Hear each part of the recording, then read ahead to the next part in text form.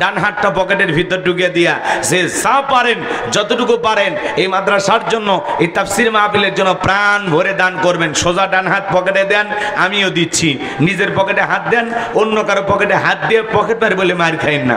সবাই পকেটে হাত দেন, আমিও দিচ্ছি। দেন। ছেলে পেলে যারা আছো ব্যাগ নিয়ে, রুমাল নিয়ে, চাদর নিয়ে, যার কাছে যা আছে তাই নিয়ে মাঠে নামো, খেলা হবে, খেলা হবে। সবাই পকেটে হাত দেন, আমিও দিচ্ছি। দেন। সবাই পকেটে হাত দেন, সবাই পকেটে হাত দেন। আল্লাহর রাস্তে দান করেন, সবাই দান করেন। আল্লাহ সবাইকে দেওয়ার তৌফিক দান করুন। জোরে বলুন আমিন। সবাই পকেটে হাত দেন। 10, 20, 50, 200, 100, 500, 2000, 5000, 10,000, 1 লাখ, 2 লাখ, যে যা পারেন আল্লাহর রাস্তে পকেটে হাত দেওয়া প্রাণ ভরে টাকা দান করেন। আল্লাহ সবাইকে দান করে তৌফিক দান করুন। জোরে বলুন আমিন। মহিলা প্যান্ডেলে দুইটা মহিলা প্যান্ডেল, আমার মা বোন যারা বসে আছেন, আমি জানি পুরুষের তুলনায় অনেক মা বোন বেশি এসেছেন। আমার মা বোন যারা বসে আছেন, মা আপনারা প্রাণ ভরে নবীর ঘর মাদ্রাসার জন্য প্রাণ ভরে দান করবেন। আল্লাহ মা বোনদেরকে বেশি করে দান করা তৌফিক দান করুন। জোরে বলুন আমিন। কি নাম বলেন? খাদিমুল ইসলাম, খাদিমুল হক, 5000 টাকা। জোরে বলেন মারহাবা। লিল্লাহি তাকবীর। আল্লাহ তাআলা তোমার এই গোলামের দান কবুল করো, হায়াত বাড়ায় দাও, জিন্দেগির গুনাহগুলো মাফ করে দাও। জোরে বলেন আমিন। আমার হাতে 2, 4, 5, 10,000 যারা দিবেন এলাকার গণ্যমান্য ব্যক্তিবর্গ তাড়াতাড়ি দেন, সময় কমে আমি আলোচনায় চলে যাব। ছেলে পেলে কই ব্যাগ নিয়ে ভিতরে চলে যাও বাবা। মাদ্রাসার ছাত্ররা, ওস্তাদেরা খুব দ্রুত যারা লিখে দেবেন, বাকিতে নগদে লিখে দিতে পারেন। 2, 4, 5, 10,000, 1, 2 লাখ যা পারেন লিখে দেন, আল্লাহ কবুল করেন। জোরে বলেন আমিন। অনেকগুলো খুরসা টাকা দিয়েছেন, আল্লাহ সকলের দান কবুল করো, হায়াত বাড়ায় দাও, জিন্দেগির গুনাহগুলো মাফ করে দাও। জোরে বলেন আমিন। 30,000। আপনার সভাপতি না? হ্যাঁ, 30,000 উপরে মিল করে দিলে কি হয় গো? এই হালকা একটু বেজে আছে। বিশিষ্ট ব্যবসায়ী। হ্যাঁ হ্যাঁ, মাদ্রাসার সভাপতি, মাহফিলের সভাপতি, ডবল সভাপতি। কি কর না? 1 লাখ দরকার নাই, 50 হলে। আরে দেবে তো, মাদ্রাসার সভাপতি না, আপদে বিপদে পাশে তো থাকবে। 1 লাখ কেন? ওনার বছরে হয়তো আরো বেশি যায় না? যা, উনি দেয়, সব সময় দেয়। যারা দেয় বেশি চাপাচাপি করতে নাই। আপাতত একটা তাকবীর দেওয়ার জন্য একটা মোটামুটি একটা ভাব মোশান তৈরি করতে গেলে 50-এর নিচে হয় না। এই ভাইয়ের বাসায় খাওয়া দাওয়া করলাম, খুব সুন্দর রান্না হয়েছে। ভাবির জন্য দোয়া করি, আল্লাহ পাক জানো তাদের দাম্পত্য জীবনকে কবুল করেন। জোরে বলেন আমিন। সুস্থতার সহিত নিয়ে খায়াত দান করেন। জোরে বলেন আমিন। যে রান্না করছে আর কি লাগে? আমার ভাই 30,000 বলছেন, ভাবি পরিবারের সবাই মিলে 50,000 টাকা আসতে। ভাই লিল্লাহে তাকবীর, লিল্লাহে তাকবীর। আজকের মাহফিলের সভাপতি জনাব আব্দুল হাকিম ভাই 50,000 টাকা। জোরে বলেন মারহাবা। লিল্লাহে তাকবীর। হে রব্বুল আলামিন, আব্দুল হাকিম ভাই দানটা কবুল করো, বড় দানে শামিল করো। এ দানে ছেলে লক্ষ লক্ষ টাকার মালিক বানায় দাও, দুনিয়া আখিরাতে ইজ্জত সম্মান বাড়ায় দাও। তার পরিবার পরিজন যারা আছে সুস্থতার সহিত নেক হায়াত দান করো। আল্লাহ তাআলা কোটি কোটি টাকার মালিক বানায় দাও। জোরে বলেন আমিন। এই দানের ওসিলা করে তার আত্মীয় স্বজন যারা কবরে চলে গেছে মাফ করে দাও, কবরগুলো জান্নাতের বাগান বানায় দাও। জোরে বলেন আমিন। মরিয়ম নামের আমার একজন বোন 400 টাকা দিয়েছেন, আল্লাহ কবুল করেন, হায়াত বাড়ায় দেন, জিন্দেগির গুনাহগুলো মাফ করে দেন। আব্দুল মজিদ 500 টাকা দান করেছে, 500 টাকা। দুনিয়া আখিরাতের কোনো ঠেকা মনে করে চুলের সাথে কি জান্নাতি করে দিও দেখা। টাকার রংটা বড় ভালো, অন্তরে জ্বালায় দাও করণের আলো। টাকার মধ্যে নাই সিরা, আল্লাহ কোরআন রব্বানি দোয়া দিনা ফিরা। জোরে বলেন মারহাবা। আমিন আমিন আল্লাহ আমিন।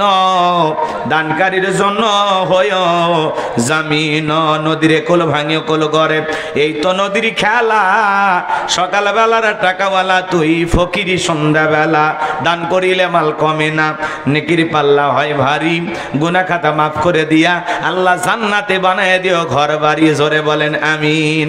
আসেন আসেন দরদিরে আমার, দিয়া দন বজে মন কেড়ে নিতে কতক্ষণ। খুব তাড়াতাড়ি যারা ভিতরে চলে গেছেন গামছা রুমাল নিয়ে কালেকশন করতেছেন, ব্যাগ নিয়ে সবগুলো টাকা মঞ্চে জমা করেন। আবার কেউ নিজের মনে করে বাড়িতে নিয়ে যায়ও না শোনা ভাই। আমার মা বোন যারা বসে আছেন, মা আল্লাহর রাস্তায় দান করবেন। আমার মা বোনদেরকে আল্লাহ বেশি করে দান করা তৌফিক দান করুন। আমি জানি কুড়িগ্রাম জেলার মা বোনদের দিল খুবই নরম, তারা অনেক ভালো। আল্লাহ তাদেরকে বেশি করে দান করা তৌফিক দান করুন। জোরে বলুন আমিন। ভাই আর কেউ 500,000 টাকা দেবেন এরকম কেউ আছেন? তাড়াতাড়ি দেন, সময় কম। আমি মুসাফির দিল থেকে দোয়া করে দেব। 1,000 টাকা কার কাছে আছে নিয়ে আসেন না ভাই। এই কোরআনের প্রতি আপনাদের মহব্বত আছে?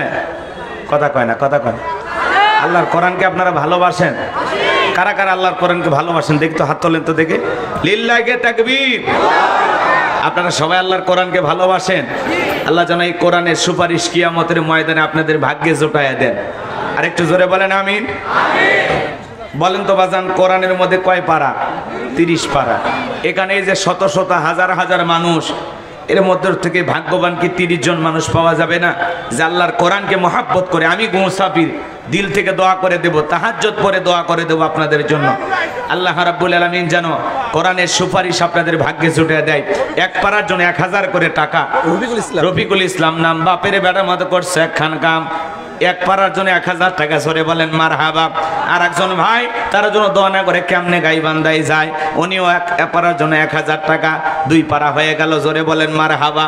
এবার 3 নাম্বার পারার জন্য আল্লাহর কোন বান্দা ভাগ্যবান, 1000 টাকা নবীর ঘর মাদ্রাসায় দেবেন, কোরআনের ভালোবাসায় দেবেন। আল্লাহ তাআলা যেন কোরআনের সুপারিশ ভাগ্যে জোটায়া দেয়। কে আছেন টাকা নাই, বাকিতেও লেখায়া দিতে পারেন যে হুজুর আমার টাকা নাই, মা বাবা কবরে চলে গেছে, আমার মা বাবার জন্য আপনি দোয়া করবেন, পিতা মাতা বেঁচে আছে সুস্থতার জন্য দোয়া করবেন।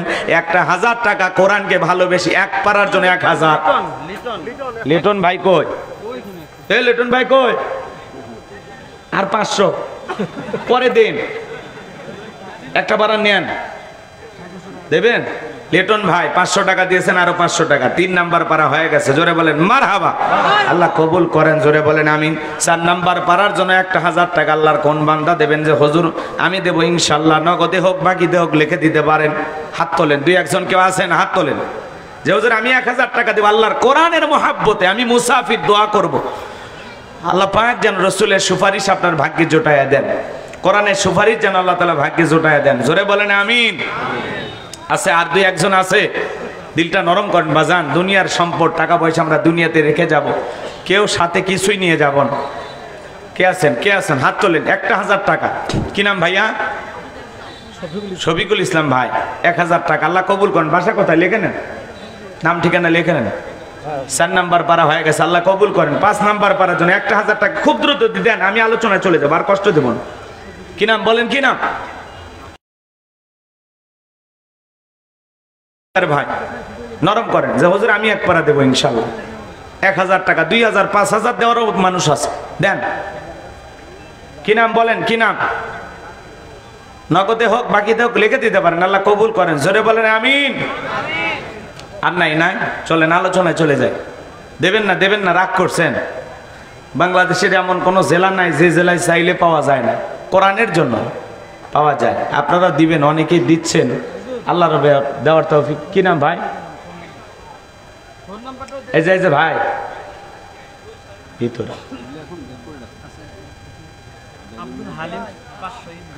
আব্দুল হালিম 500 ইট। জোরে বলেন মারহাবা। আল্লাহ হায়াত বাড়া দেন, জিন্দেগির গুনাহগুলো মাফ করে দেন। জোরে বলেন আমিন। পারভিন নামের একজন বোন আল্লাহর কোরআনের মহাব্বতে 1 পারার জন্য 1000 টাকা। যাক 6 পারা হয়ে গেছে, আল্লাহ কবুল করেন। জোরে বলেন আমিন। 7 নাম্বার পারার জন্য 1000 টাকা। আল্লাহর কোন বান্দা আছেন? প্রধান অতিথি দিয়ে দিয়েছেন তো না? দিয়ে দিয়েছেন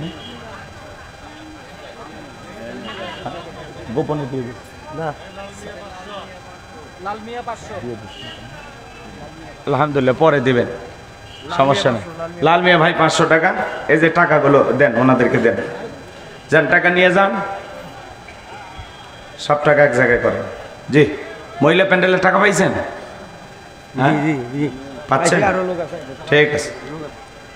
যারা দেবেন আল্লাহর কোরআনের মহাব্বতে 500 টাকাও দিতে পারে, যে হুজুর আমি 500 টাকা দেবো, দেন, তাদের সমস্যা। কি নাম? রবিল। কত? 1000। রবিল ভাই 1000। মারহাবা কন।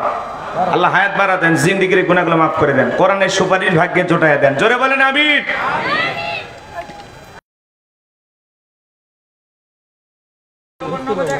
মতিউর রহমান ভাই 1000 টাকা। মাশাআল্লাহ, 9 পারা হয়ে গেছে। মাশাআল্লাহ। আর কে আছেন 10 পারার জন্য যে হুজুর আমি 1000 টাকা দেবো ইনশাআল্লাহ? দিলটা নরম করেন বাজান, দেন, আস্তে আস্তে দেন আপনারা। জি, আর কেউ আছেন? দেওয়ার মতো আর কেউ নাই? কর্তৃপক্ষের ভাইদের কাছে চাল দিবেন এক বস্তা, আল্লাহ কবুল করেন, জোরে বলেন আমিন। হ্যাঁ, বাউন্ডারি প্লাস্টার করা লাগবে, সিমেন্ট দিতে পারেন। হ্যাঁ, সিমেন্ট, ইট, বালু, রড যে যা পারেন দেন, আল্লাহ সবাইকে দেওয়ার তৌফিক দান করুন, জোরে বলেন আমিন। তুই এক বস্তা সিমেন্ট দেওয়ার মতো কেউ আছেন? যে হুজুর আমি এক বস্তা সিমেন্ট কিনে দেবো ইনশাল্লাহ, দেন। আসেন আসেন, কেউ আছেন? কষ্ট হচ্ছে আপনাদের না? অনেকে বিরক্ত হচ্ছে, আস্তে আস্তে হয়ে যাবেন ইনশাল্লাহ। হ্যাঁ, আমরা আলোচনায় যাই। জি জি, যে যা দেয় আপনারা নিতে থাকেন, আমাকে আর কানে বলার দরকার নেই। সবাই নিতে থাকেন ইনশাল্লাহ, ওনারা দিতে থাকবে, আপনারা নিতে থাকবেন। সবার জন্য আখিরি মুনাজাতে পাইকারি দরে দোয়া হবে ইনশাল্লাহ, সবাই খালি দিতে থাকেন। চলেন আমরা আলোচনায় চলে যাই। আমি কথা বলবো, এদিক খেয়াল করেন, ভূমিকা দেওয়ার কোনো সুযোগ নাই, ডাইরেক্ট আলোচনা। আমি কথা বলবো পবিত্র কোরআনুল কারীমের 108 নম্বর সূরা, সূরাটির নাম কাউসার। জোরে বলেন কি নাম? কাউসার। আরেকটু জোরে বলেন কি নাম? কাউসার। মোট আয়াত আছে 3টি, রুকু আছে 1টি। বিশ্বনবীর মক্কার জিন্দিগিতে এই সূরাটি নাজিল হয়েছেন। চিৎকার মেরে বলুন আল্লাহু আকবার। অনেকে ভাবতেছেন হুজুর সে বগুড়া থেকে আইসা সূরা কাউসার থেকে আলোচনা করবেন, এটা যদি আমরা টের পাইতাম, বুঝতাম, আজকের মাহফিলে কষ্ট করে আমরা আসতাম না, এরকম কি ভাবতেছেন? আচ্ছা আপনারা বলেন তো বাজান, পরিচিত পথে পথ চলতে সহজ হয় না কঠিন হয়? আরো আসতে বলেন।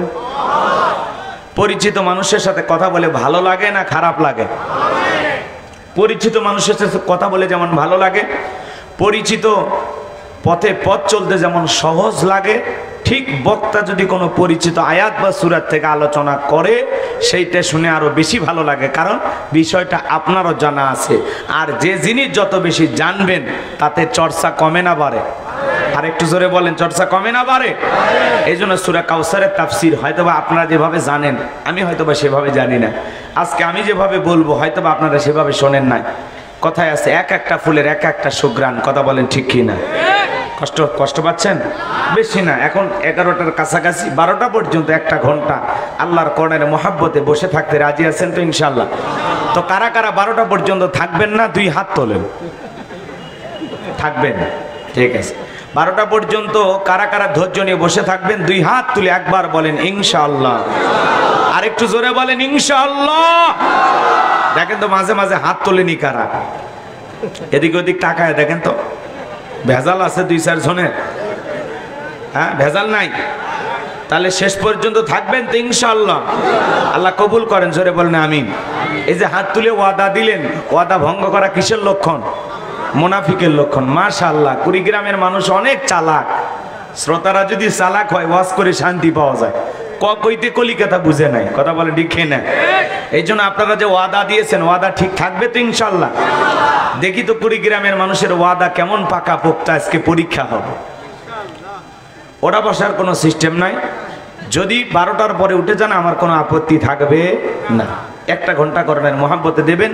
আর যদি কারো যাওয়ার ইচ্ছা থাকে তাহলে এখন এই মুহূর্তেই চলে যান। ওই আলোচনা শুরু হলে ওটা বসা করলে মাথা গরম হয়ে যায়, বোঝেন না? যুবক মানুষ কি গরম হয়, কথা কয় না কেন? ওই লোকটা কেন উঠে যায় আমি সেই টেনশন করতে করতে ওয়াজ ভুলে যাই। তাই এই জন্য আপনারা দয়া করে কেউ উঠে পরিবেশটাকে নষ্ট করবেন না। আল্লাহর হস্তে যারা কোরআন শোনা নিয়তে বসেছেন একটু সময় দেন। 1 ঘন্টা পরে যদি ভালো লাগে সময় আরো বাড়াবো ইনশাআল্লাহ। আর ভালো না লাগলে দোয়া করে দেব। যত তাড়াতাড়ি দোয়া করব তত আমার জন্য ভালো। সম্মানিত ভাইরা আমার, তাহলে সূরার নাম আর আসতে বলেন, বেশি জোরে কথা বললেন না, মহিলারা শুনলে তো গুনাহ হবে নাকি বলেন? কি আপনাদের আওয়াজ যদি মহিলা বলেন, সূরার নাম কাউসার।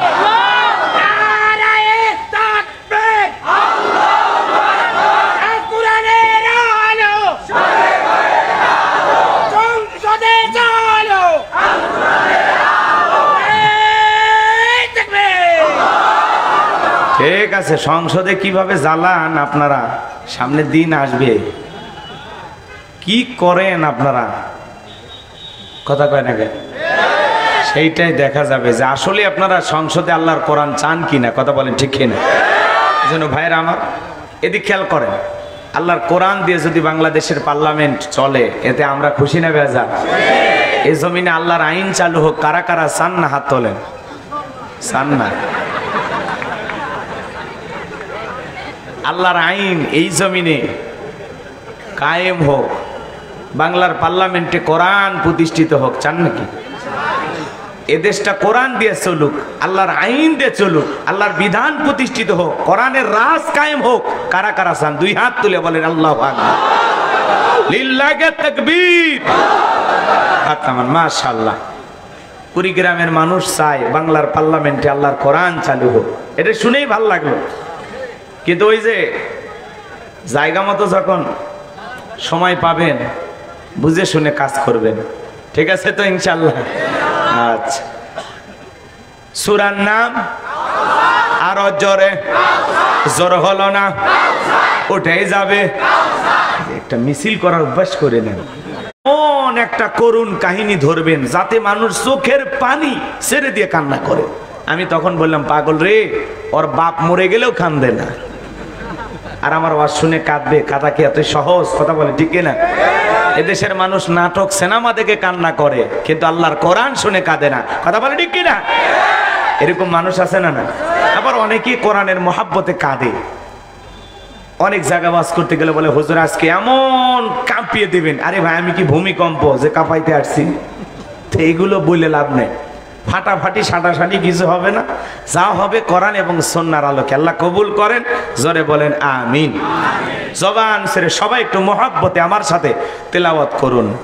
আউযু বিল্লাহি মিনাশ শাইতানির রাজিম, বিসমিল্লাহির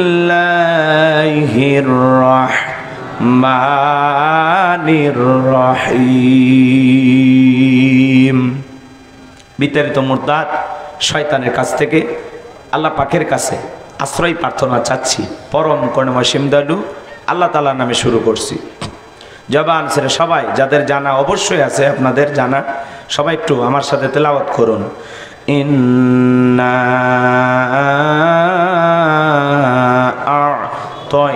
আ'তাইনাকাল কাউসার ফাসাল্লি লিরাব্বিকা ওয়ানহার ইন্না শানিয়াকা হুয়াল আবতার। আল্লাহু আকবার।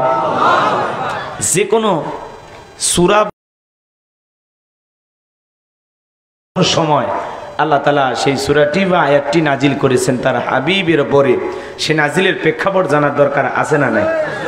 আরবিতে বলা হয় শানে নুজুল। যদি শানে নুজুল আলোচনা করা হয় তাহলে তাফসীর বুঝতে সহজ হয়, বলুন আল্লাহু আকবার। তাহলে রাসূল আকরাম সাল্লাল্লাহু আলাইহি সাল্লামের উপরে আল্লাহ তাআলা কোন সময় কোন প্রেক্ষাপটে সূরা কাউসার নাজিল করেছেন, আমি কি সেই সময়ের প্রেক্ষাপটে একটু তুলে ধরব? কষ্ট হবে না তো ইনশাআল্লাহ? সম্মানিত ভাইয়েরা আমার, বিশ্ব নবীর প্রিয় সাহাবী হযরতে আনাস রাদিয়াল্লাহু তাআলা আনহু বলেন, আমরা রাসূলের চার পাশ দিয়ে বসা দিয়ে বসে আছেন। নবীজির মনটা বড় খারাপ, মুখটা মলিন, চোখের কোণা দিয়ে অশ্রু ঝরতেছে। কিছুটা সময় অতিবাহিত হয়ে যাওয়ার পরে হযরতে আনাস ডেকে বলেন, আমি তাকায় দেখি আমার নবীজি মুস্কি মুস্কি হাসতেছেন, বলুন সুবহানাল্লাহ। হযরতে আনাস ডেকে বলেন, নবী এই মাত্র দেখলাম মনটা খারাপ, মুখটা মলিন, চোখের কোণা দিয়ে অশ্রু ঝরতেছে, আবার তাকায় দেখি আপনি মুস্কি মুস্কি হাসেন। আমার নবী কেন কাঁদেন, কেন হাসেন, এর পেছনেও রহস্য আছে না নাই? নবীজির মনটা কেন খারাপ, চোখের কোণায় কেন পানি? কারণ হলো নবীজির কলিজার টুকরা ছেলে সন্তানগুলো জন্মগ্রহণ করে, আর একে একে ছেলে সন্তানগুলো মারা যায়। আবুল কাসেম মারা যায়, আবু তাহের মারা যায়, কলিজার টুকরা সন্তান ইব্রাহিম মারা যায়। বলেন তো, ছেলে সন্তান জন্মগ্রহণ করে আর একে একে ছেলে সন্তানগুলো মারা যায়, বাবা হিসাবে নবীর মনেও কষ্ট লাগে কি না? নবীজির মনটা খারাপ, হৃদয়টা ব্যথিত। নবীজির কাছের চাচা নাম হলো আবুল আহাব।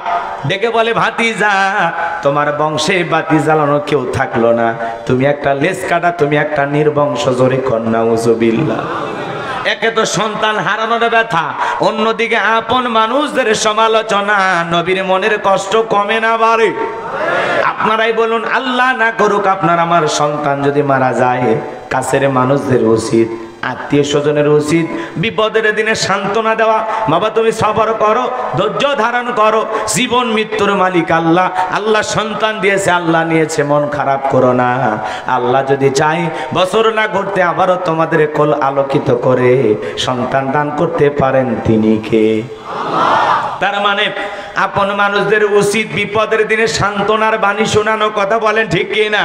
কিন্তু বিশ্বনবীর চাচা আবুল আহাব এতটাই খারাপ, ডেকে বলে, ভাতিজা, তোমার বংশে বাতি জ্বালানো কেউ থাকলো না, তুমি একটা লেজ কাটা, তুমি একটা নির্বংশ।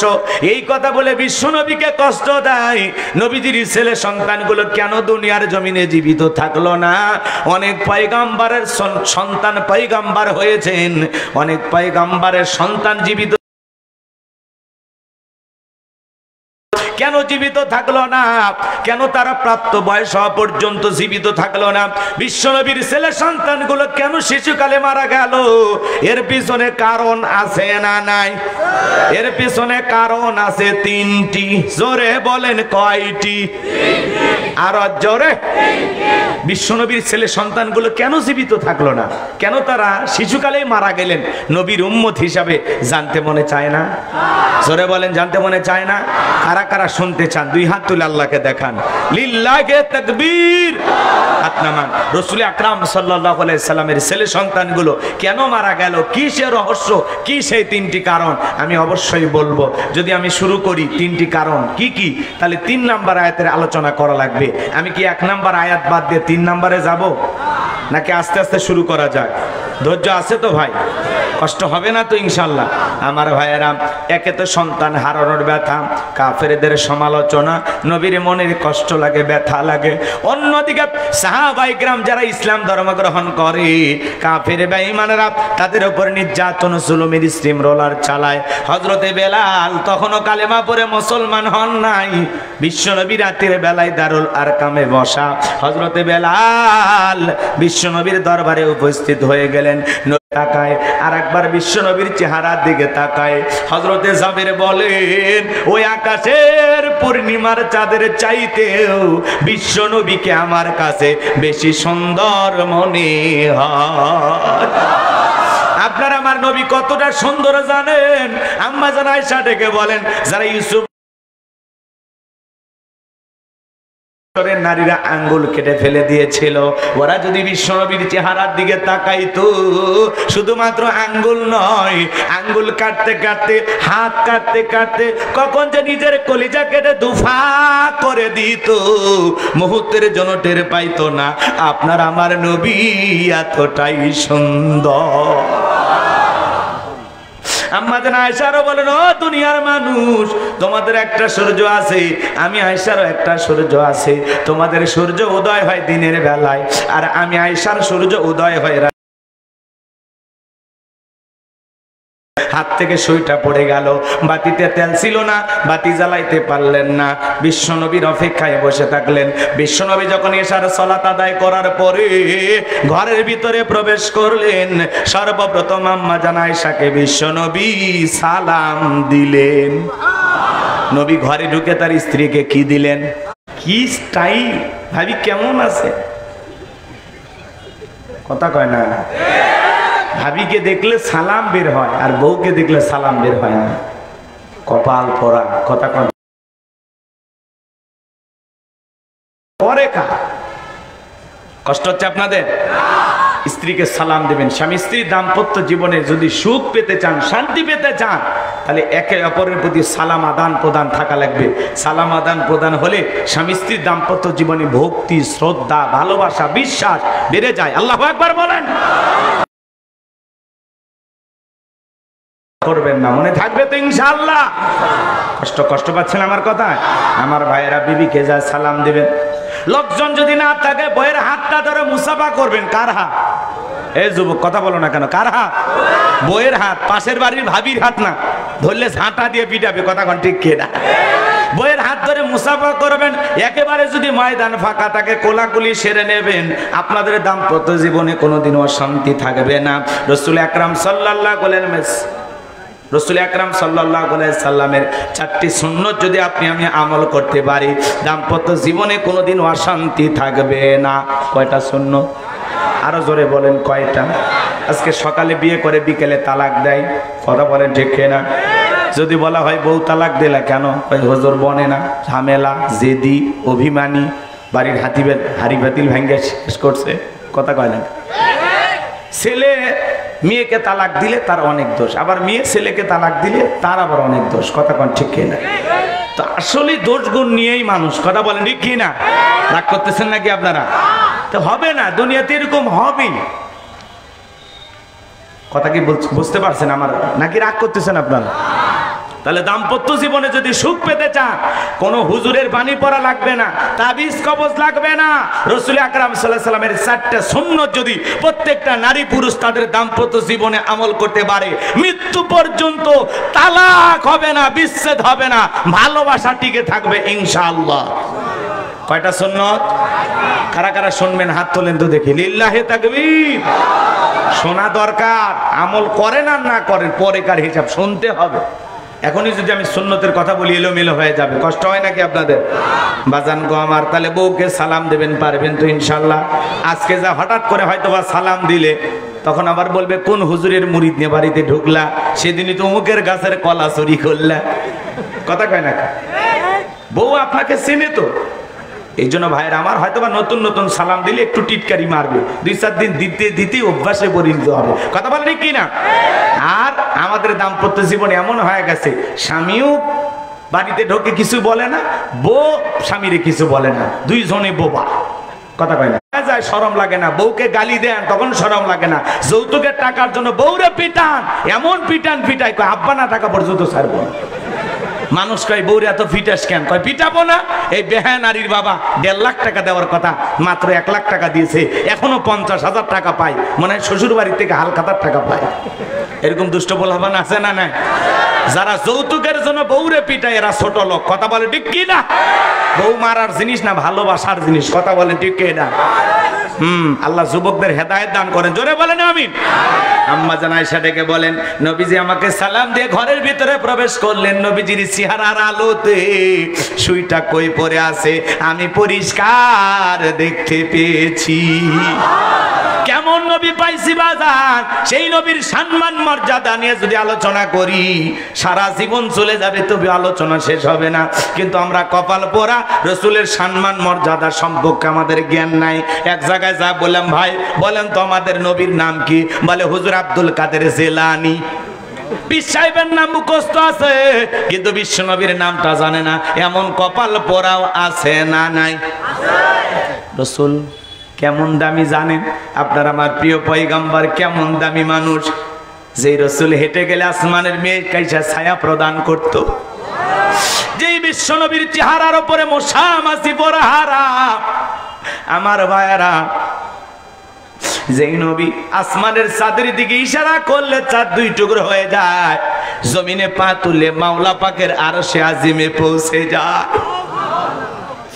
যেই নবীর শরীরটা ঘেমে গেল, আম্মা জানেরা রাসূল আকরাম সাল্লাল্লাহু আলাইহি সাল্লামের শরীরের ঘামটা শিশিতে জমায় রাখতেন, বিশেষ দিনে সুগন্ধি হিসাবে রাসূলের শরীরের ঘামগুলো ব্যবহার করা হতো।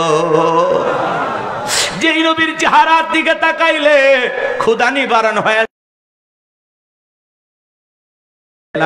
কথা মনে আছে না নাই? আরো জোরে বলেন আছে না নাই?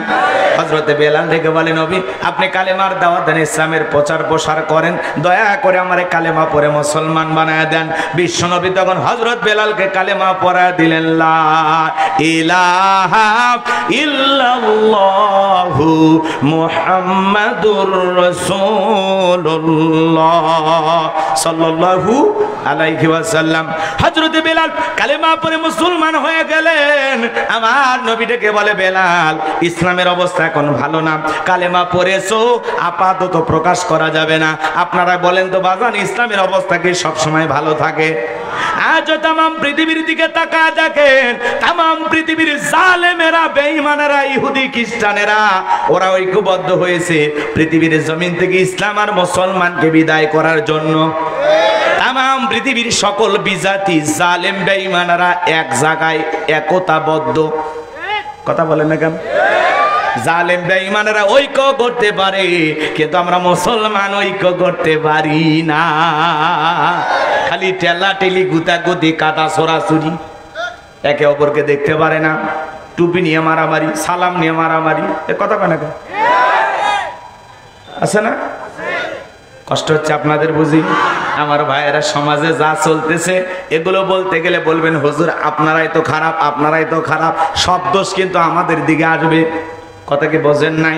এজন্য আমরা চাই আলেমে আলেমে বিভেদ নয়, আলেমে আলেমে দ্বন্দ্ব নয়, আলেমে আলেমে দোস্তি চাই। কথা বলেন ঠিক কিনা?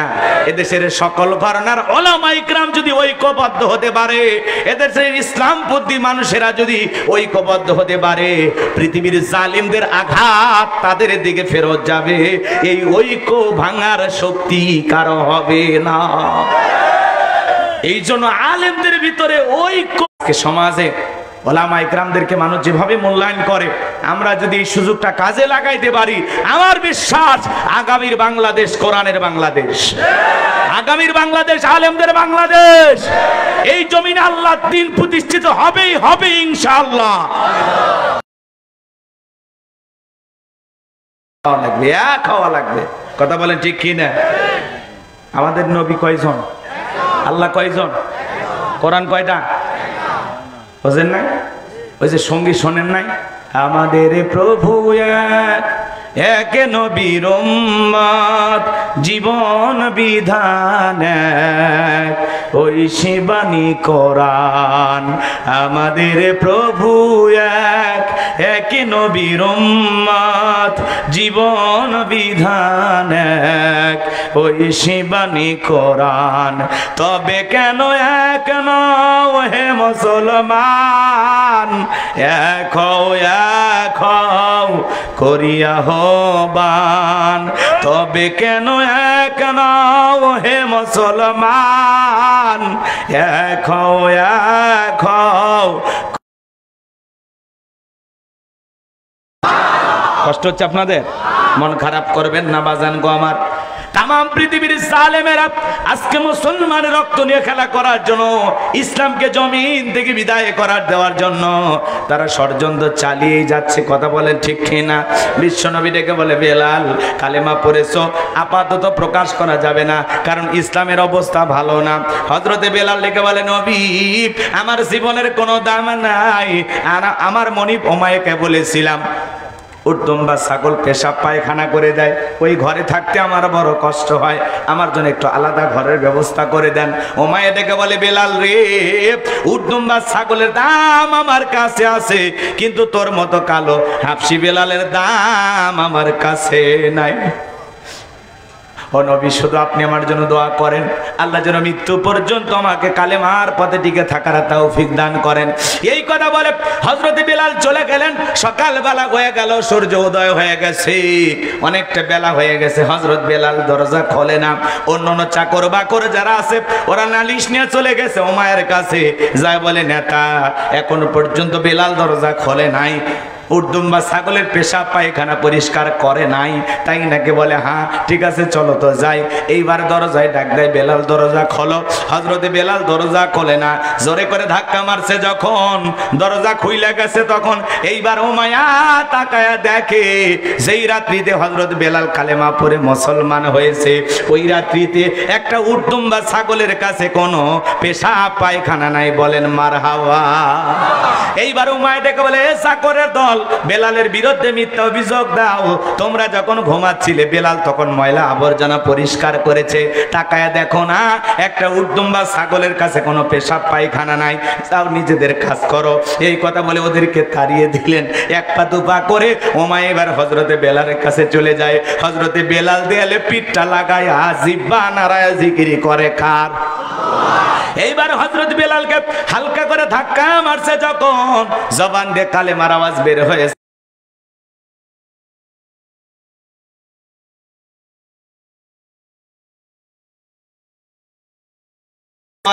মুসলমান হয় যারা মিথ্যা কথা বলতে পারে না তারা ওয়াকুলু কওলান সাদীদা মুসলমানেরা হবে সত্যবাদী মুসলমানেরা কখনো মিথ্যাবাদী হতে পারে মুসলমান সব সময় সত্য কথা বলবে কিন্তু আমরা সমাজে দেখি মিথ্যা দেখা হয়ে গেছে এক পা কবরে ঢুকে গেছে এরপর মিথ্যা বলা ছাড়ে না শয়তান পর্যন্ত বলে আমিও এত খারাপ না হাইরে মিথ্যাবাদী আপনাদের অবশ্য কুড়িগ্রামে জেলায় নাই এলাকার মানুষ সব সত্যবাদী আল্লাহর ওলি কষ্ট হচ্ছে আপনাদের মিথ্যা কথা বলা যাবে কথা বলে না কেন বিরক্ত হইতেছেন সামনের দিকে যাই বাজান গো আমার যে কথা আমি বলতে চাচ্ছিলাম গভীর মনোযোগ দিয়ে শুনেন এইবার উমাইয়া ডেকে বলে বেলাল রে উটদুম্বা ছাগলের মালিক বানায় দেব থাকার জন্য ভালো ঘরের ব্যবস্থা করে দেব এরপর আব্দুল্লাহর বেটা মুহাম্মদ সাল্লাল্লাহু আলাইহি সাল্লামের কালেমা ছেড়ে দাও আবার বাপ দাদা ধর্মে ফিরে আসো হযরত বেলাল ডেকে বলে উমাইয়া দুনিয়ার পার্থিব সম্পদের বিনিময়ে বেলাল তার ঈমান বিক্রি করবে না এইবার উমাইয়া ডেকে বলে আমার কথা না শুনলে বড় নেতা আবু জেহেলকে খবর দেব হযরত বেলাল ডেকে বলে কোন বড় নেতা ছোট নেতা এখন কাউকে গোনার টাইম নাই আমি দুনিয়ার কোন আবু জেহেলকে ভয় করি না আমি ভয় করি আমার আল্লাহকে আল্লাহ সারা দুনিয়ার কোন মানুষকে ভয় করা জায়েজ আছে এত ভয় করেন কেন মানুষে গভীর মনোযোগ দিয়ে শুনবেন বাজান গো আমার এইবার উমাইয়া দৌড়ে চলে গেল আবু জেহেলের বাড়িতে যায় বলে নেতা সর্বনাশ হয়ে গেছে আমার বাড়ির কৃতদাস বেলাল কালেমা পড়ে মুসলমান হয়েছে তাই নাকি বলে হ্যাঁ ঠিক আছে যাও আমি আসতেছি আবু জেহেলের একটা বিশেষ বাহিনী ছিল যাদের কাজই হলো নতুন নতুন কালেমা পড়ে যারা মুসলমান হয় আর ফিলিস্তিনি মুসলমানদের উপর নির্যাতন জুলুম চালায় ৭৭ বছর ধরে ফিলিস্তিনি মুসলমানেরা মার খাইতেছে রক্ত দিতেছে এক সময় এই ইহুদি জাতির পৃথিবীতে বসবাসের কোনো জায়গা ছিল না কোনো দেশ তাদেরকে আশ্রয় দিত না একমাত্র ফিলিস্তিনি মানুষেরা দয়া মায়া করে একটু থাকার জায়গা দিয়েছিল ব্যবসা করার অনুমতি দিয়েছিল সেই সুযোগেই ওই ইহুদিরা মুসলমানদের ঘাড়ে চেপে আজকে মুসলমানের টুটি চেপে ধরে মুসলমানের পরিবারকে ধ্বংস করতেছে বৃদ্ধ থেকে শিশু পর্যন্ত কেউ ওদের বোমার আঘাত থেকে নিস্তার পায় না হাসপাতাল মসজিদ সব জায়গায় হামলা করে ওরা হলো পৃথিবীর সব চাইতে নিকৃষ্ট মানবরূপী জানোয়ার এই নেতানিয়াহু এত টের পাইতেছে না মুসলমান মেরে আনন্দ করতেছে মনে রাখবেন যার হাতে মুসলমানের রক্ত লেগে আছে আজও পৃথিবী আজও কাল হোক পৃথিবীতে তার পরিণতি নমরুদ ফিরাউনের চাইতেও ভয়ঙ্কর হবে মুসলমানের রক্ত নিয়ে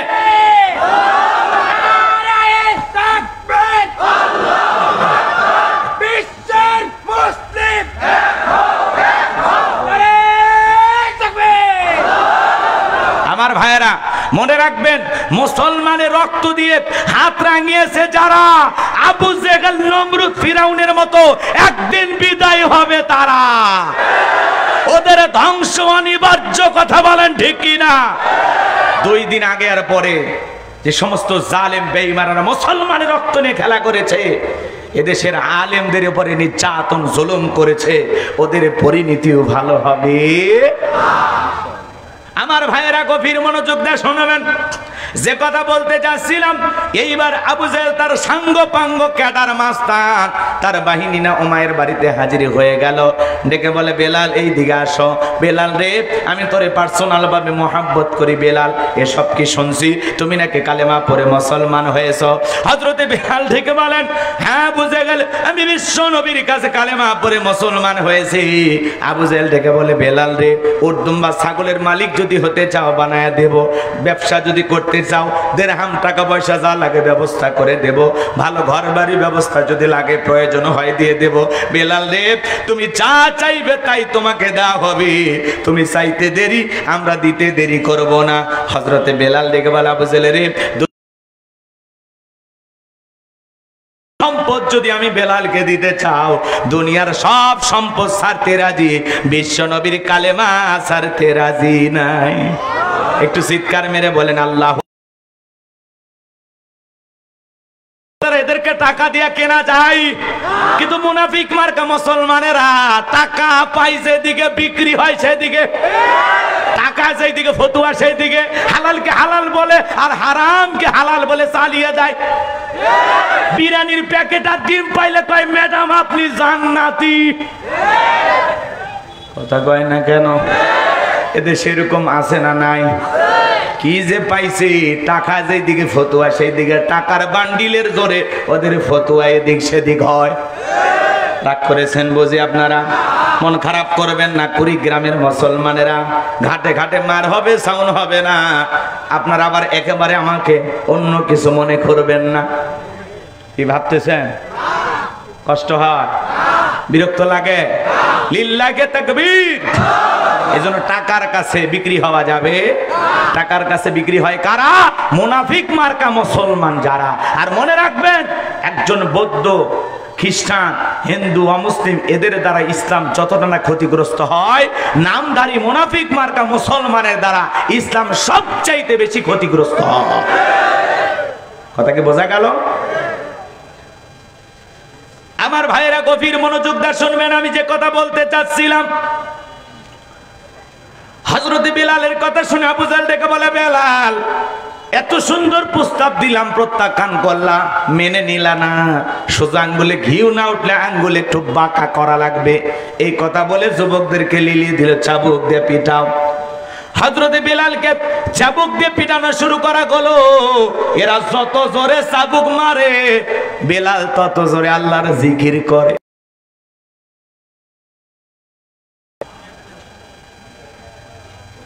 বোঝেন কথা? বোঝেন? এখানে বসেন, খালি রাখেন। ঠেলা ঠেলি করতে করতে দিন শেষ হয়ে যাবে। কষ্ট হচ্ছে আপনাদের? মানুষের ইশারা বোঝা লাগে। আমি তো বারবার ইশারা দিলাম, এই যে ওয়াজটা থেমে গেল। আপনাদের বুঝতে একটা পরিবেশ লাগবে তো, খালি রাখা যাবে না। মঞ্চে চেয়ার থাকলে লোক থাকা লাগবে, চেয়ার নাই কাউরা লাগবে না, আমি একা 100। কিন্তু চেয়ার থাকলে লোক থাকা লাগবে, একটা পরিবেশ আছে না? মানুষ মনে করবে লোকজনই নাই, বোঝে না, নতুন নতুন। হ্যাঁ ঠিক আছে, বসেন। ওই যে দেখেন যে মুরব্বী চাচা, মুরব্বী ওটা বসা করি না, পরিবেশ নষ্ট করেন। 12টা পার হয়েছে, একটু অপেক্ষা করে শুরু করুন, পরে মজা পাবেন ইনশাআল্লাহ। লিল্লাহে তাকবীর। চাবুক দিয়ে পিটানো শুরু করা হলো। হযরত বেলালকে চাবুক দিয়ে যত জোরে আঘাত করে, চাবুকের আঘাত যত জোরে গয়, বেলালের কণ্ঠ দিয়া তত জোরে আল্লাহর নামের জিকির হয়।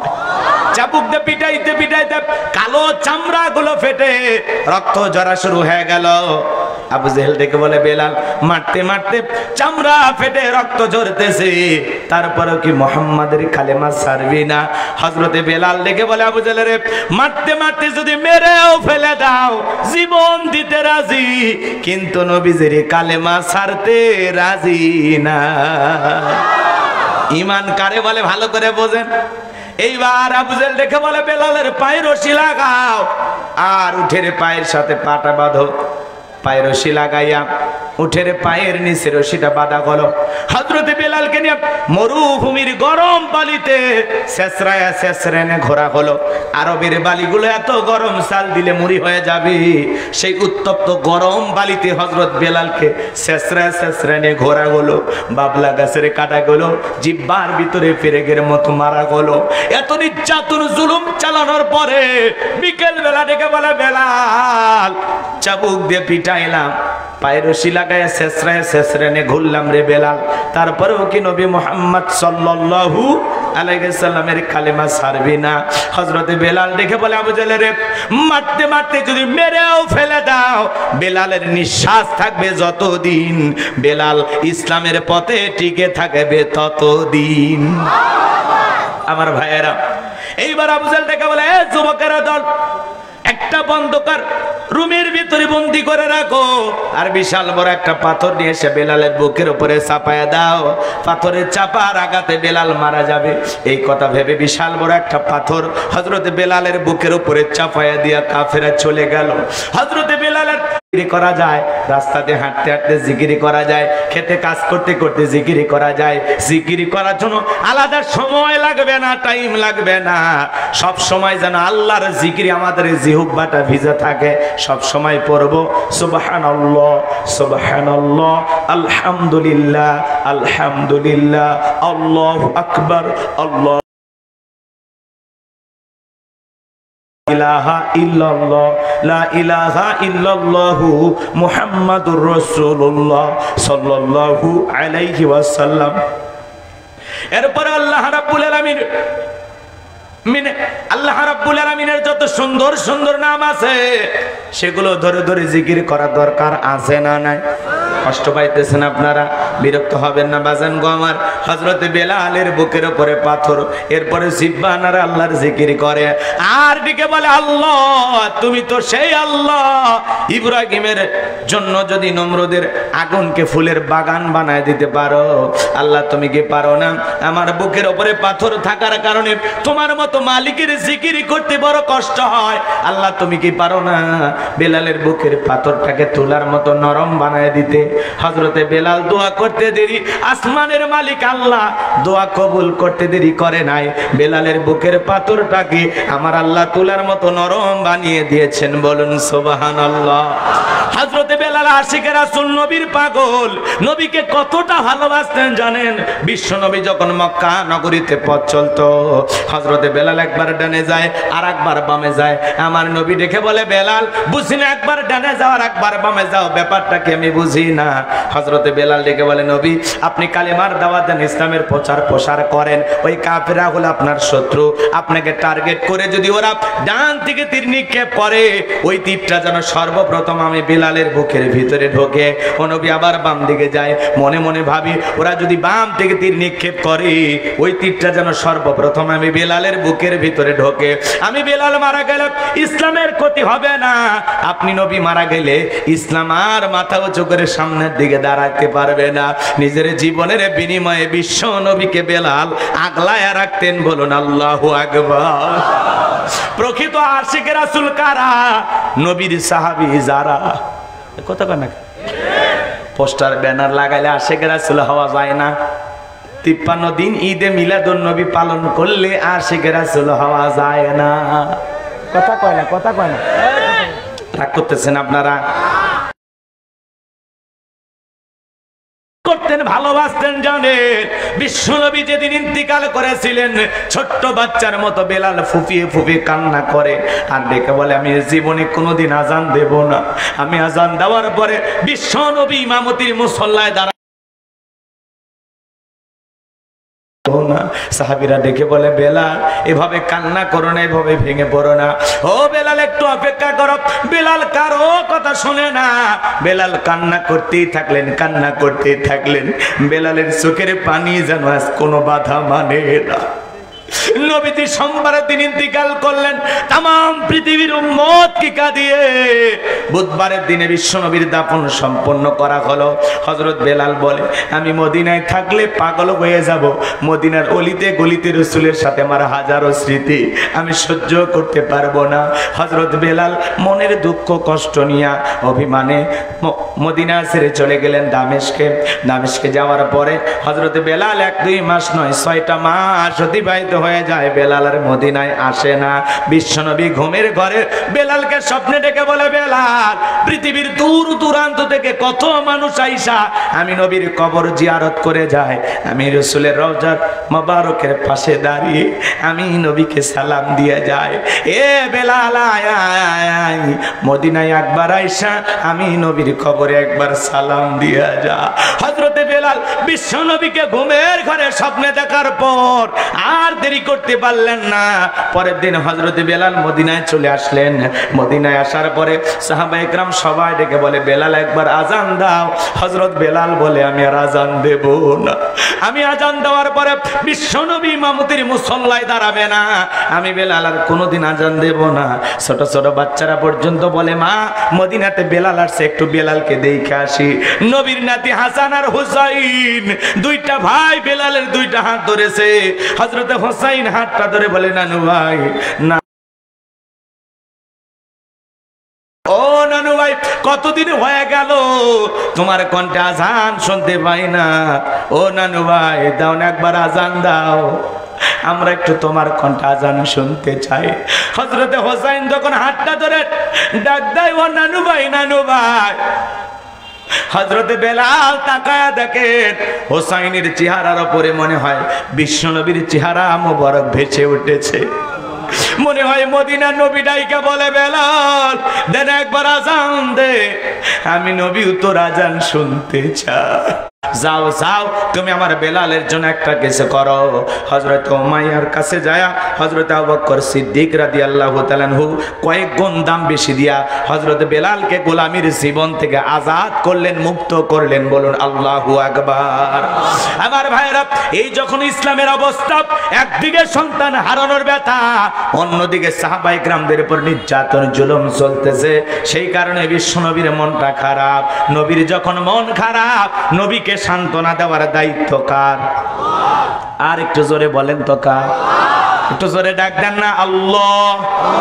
বলেন তো বিশ্বনবীকে সান্ত্বনা দেওয়ার দায়িত্ব কার? আমার আল্লাহ ডেকে বলে, জিবরাইল আমার বন্ধুর মা নাই, বাবা নাই, আমি ছাড়া আমার বন্ধুর কেউ নাই। এ জিবরাইল আমার বন্ধুর মনটা হয়েছে লাহু মাহফুজ থেকে সূরা কাউসার নিয়ে যায় আমার বন্ধুর উপরে নাজিল কর তাড়াতাড়ি। আমার নবী ডেকে বলে, আনাস আমার মনটা কেন খারাপ তোমরা জানো, কিন্তু আমার মুস্কি হাসি দেওয়ার কারণ এই মাত্র আসমান থেকে জিবরাইল এসে আমার উপরে সূরা কাউসার নাজিল করলো। বলুন আল্লাহু আকবার। বিশ্বনবী সবাই একটু জবান ছেড়ে আমার সাথে তেলাওয়াত করুন, ইন্না আ'তাইনাকাল কাউসার ফাসাল্লি লিরাব্বিকা ওয়ানহার ইন্না শানিয়াকা হুয়াল আবতার। আল্লাহু আকবার। খারাপ লাগে? কোরআন শুনতে মজা লাগে। যার কণ্ঠ যত ভালো, তার কণ্ঠ দিয়ে কোরআন শুনতে তত বেশি মধুর লাগে। সুবহানাল্লাহ। মিশরের কারি আব্দুল বাসের সাহেব যখন তেলাওয়াত করতেন, মনে হয় কোরআন নাজিল হচ্ছে, কলিজা ঠান্ডা হয়ে যায়। সুবহানাল্লাহ। কোরআন এমন একটি কিতাব, টেনে পড়লেও মজা লাগে, জোরে পড়লেও মজা লাগে, আবার মাঝে মাঝে সুরে পড়লেও মজা লাগে। এই জন্য কোরআনের প্রতি আমাদের একটু মহাব্বত, ভালোবাসা থাকার দরকার আছে না নাই? কোরআন সহি শুদ্ধ করে তেলাওয়াত জানার দরকার আছে না নাই?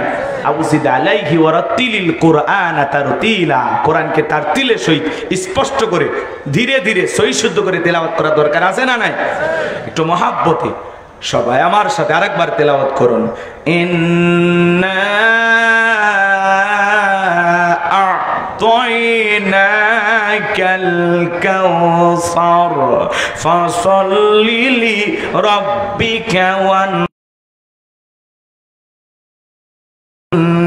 শানিয়াকা হুয়াল আবতার। আল্লাহু আকবার। কোরআন যত শুনবেন তত বেশি মজা লাগে। কথা কয় না কে? পৃথিবীতে অনেক পয়গাম্বর এসেছেন, পয়গাম্বর এসেছেন, মজেজাও দিয়েছেন আল্লাহ। পয়গাম্বরও বিদায় নিয়েছে, মজেজাও বিদায় নিয়েছে, কিন্তু বিশ্বনবীকে আল্লাহ পাক কোরআনুল করিম নামক একটি মজেজা দান করেছেন। রাসূল আকরাম সাল্লাল্লাহু আলাইহি ওয়াসাল্লাম বিদায় নিয়েছেন, কিন্তু কোরআন নামক মজেজা আছে না নাই? কিয়ামত পর্যন্ত এই কোরআন থাকবে। কথা বলেন ঠিক কি না? কি রাগ করতেছেন আপনারা? এই জন্য কোরআনের প্রতি আমাদের মহাব্বত, ভালোবাসা থাকার দরকার আছে না নাই?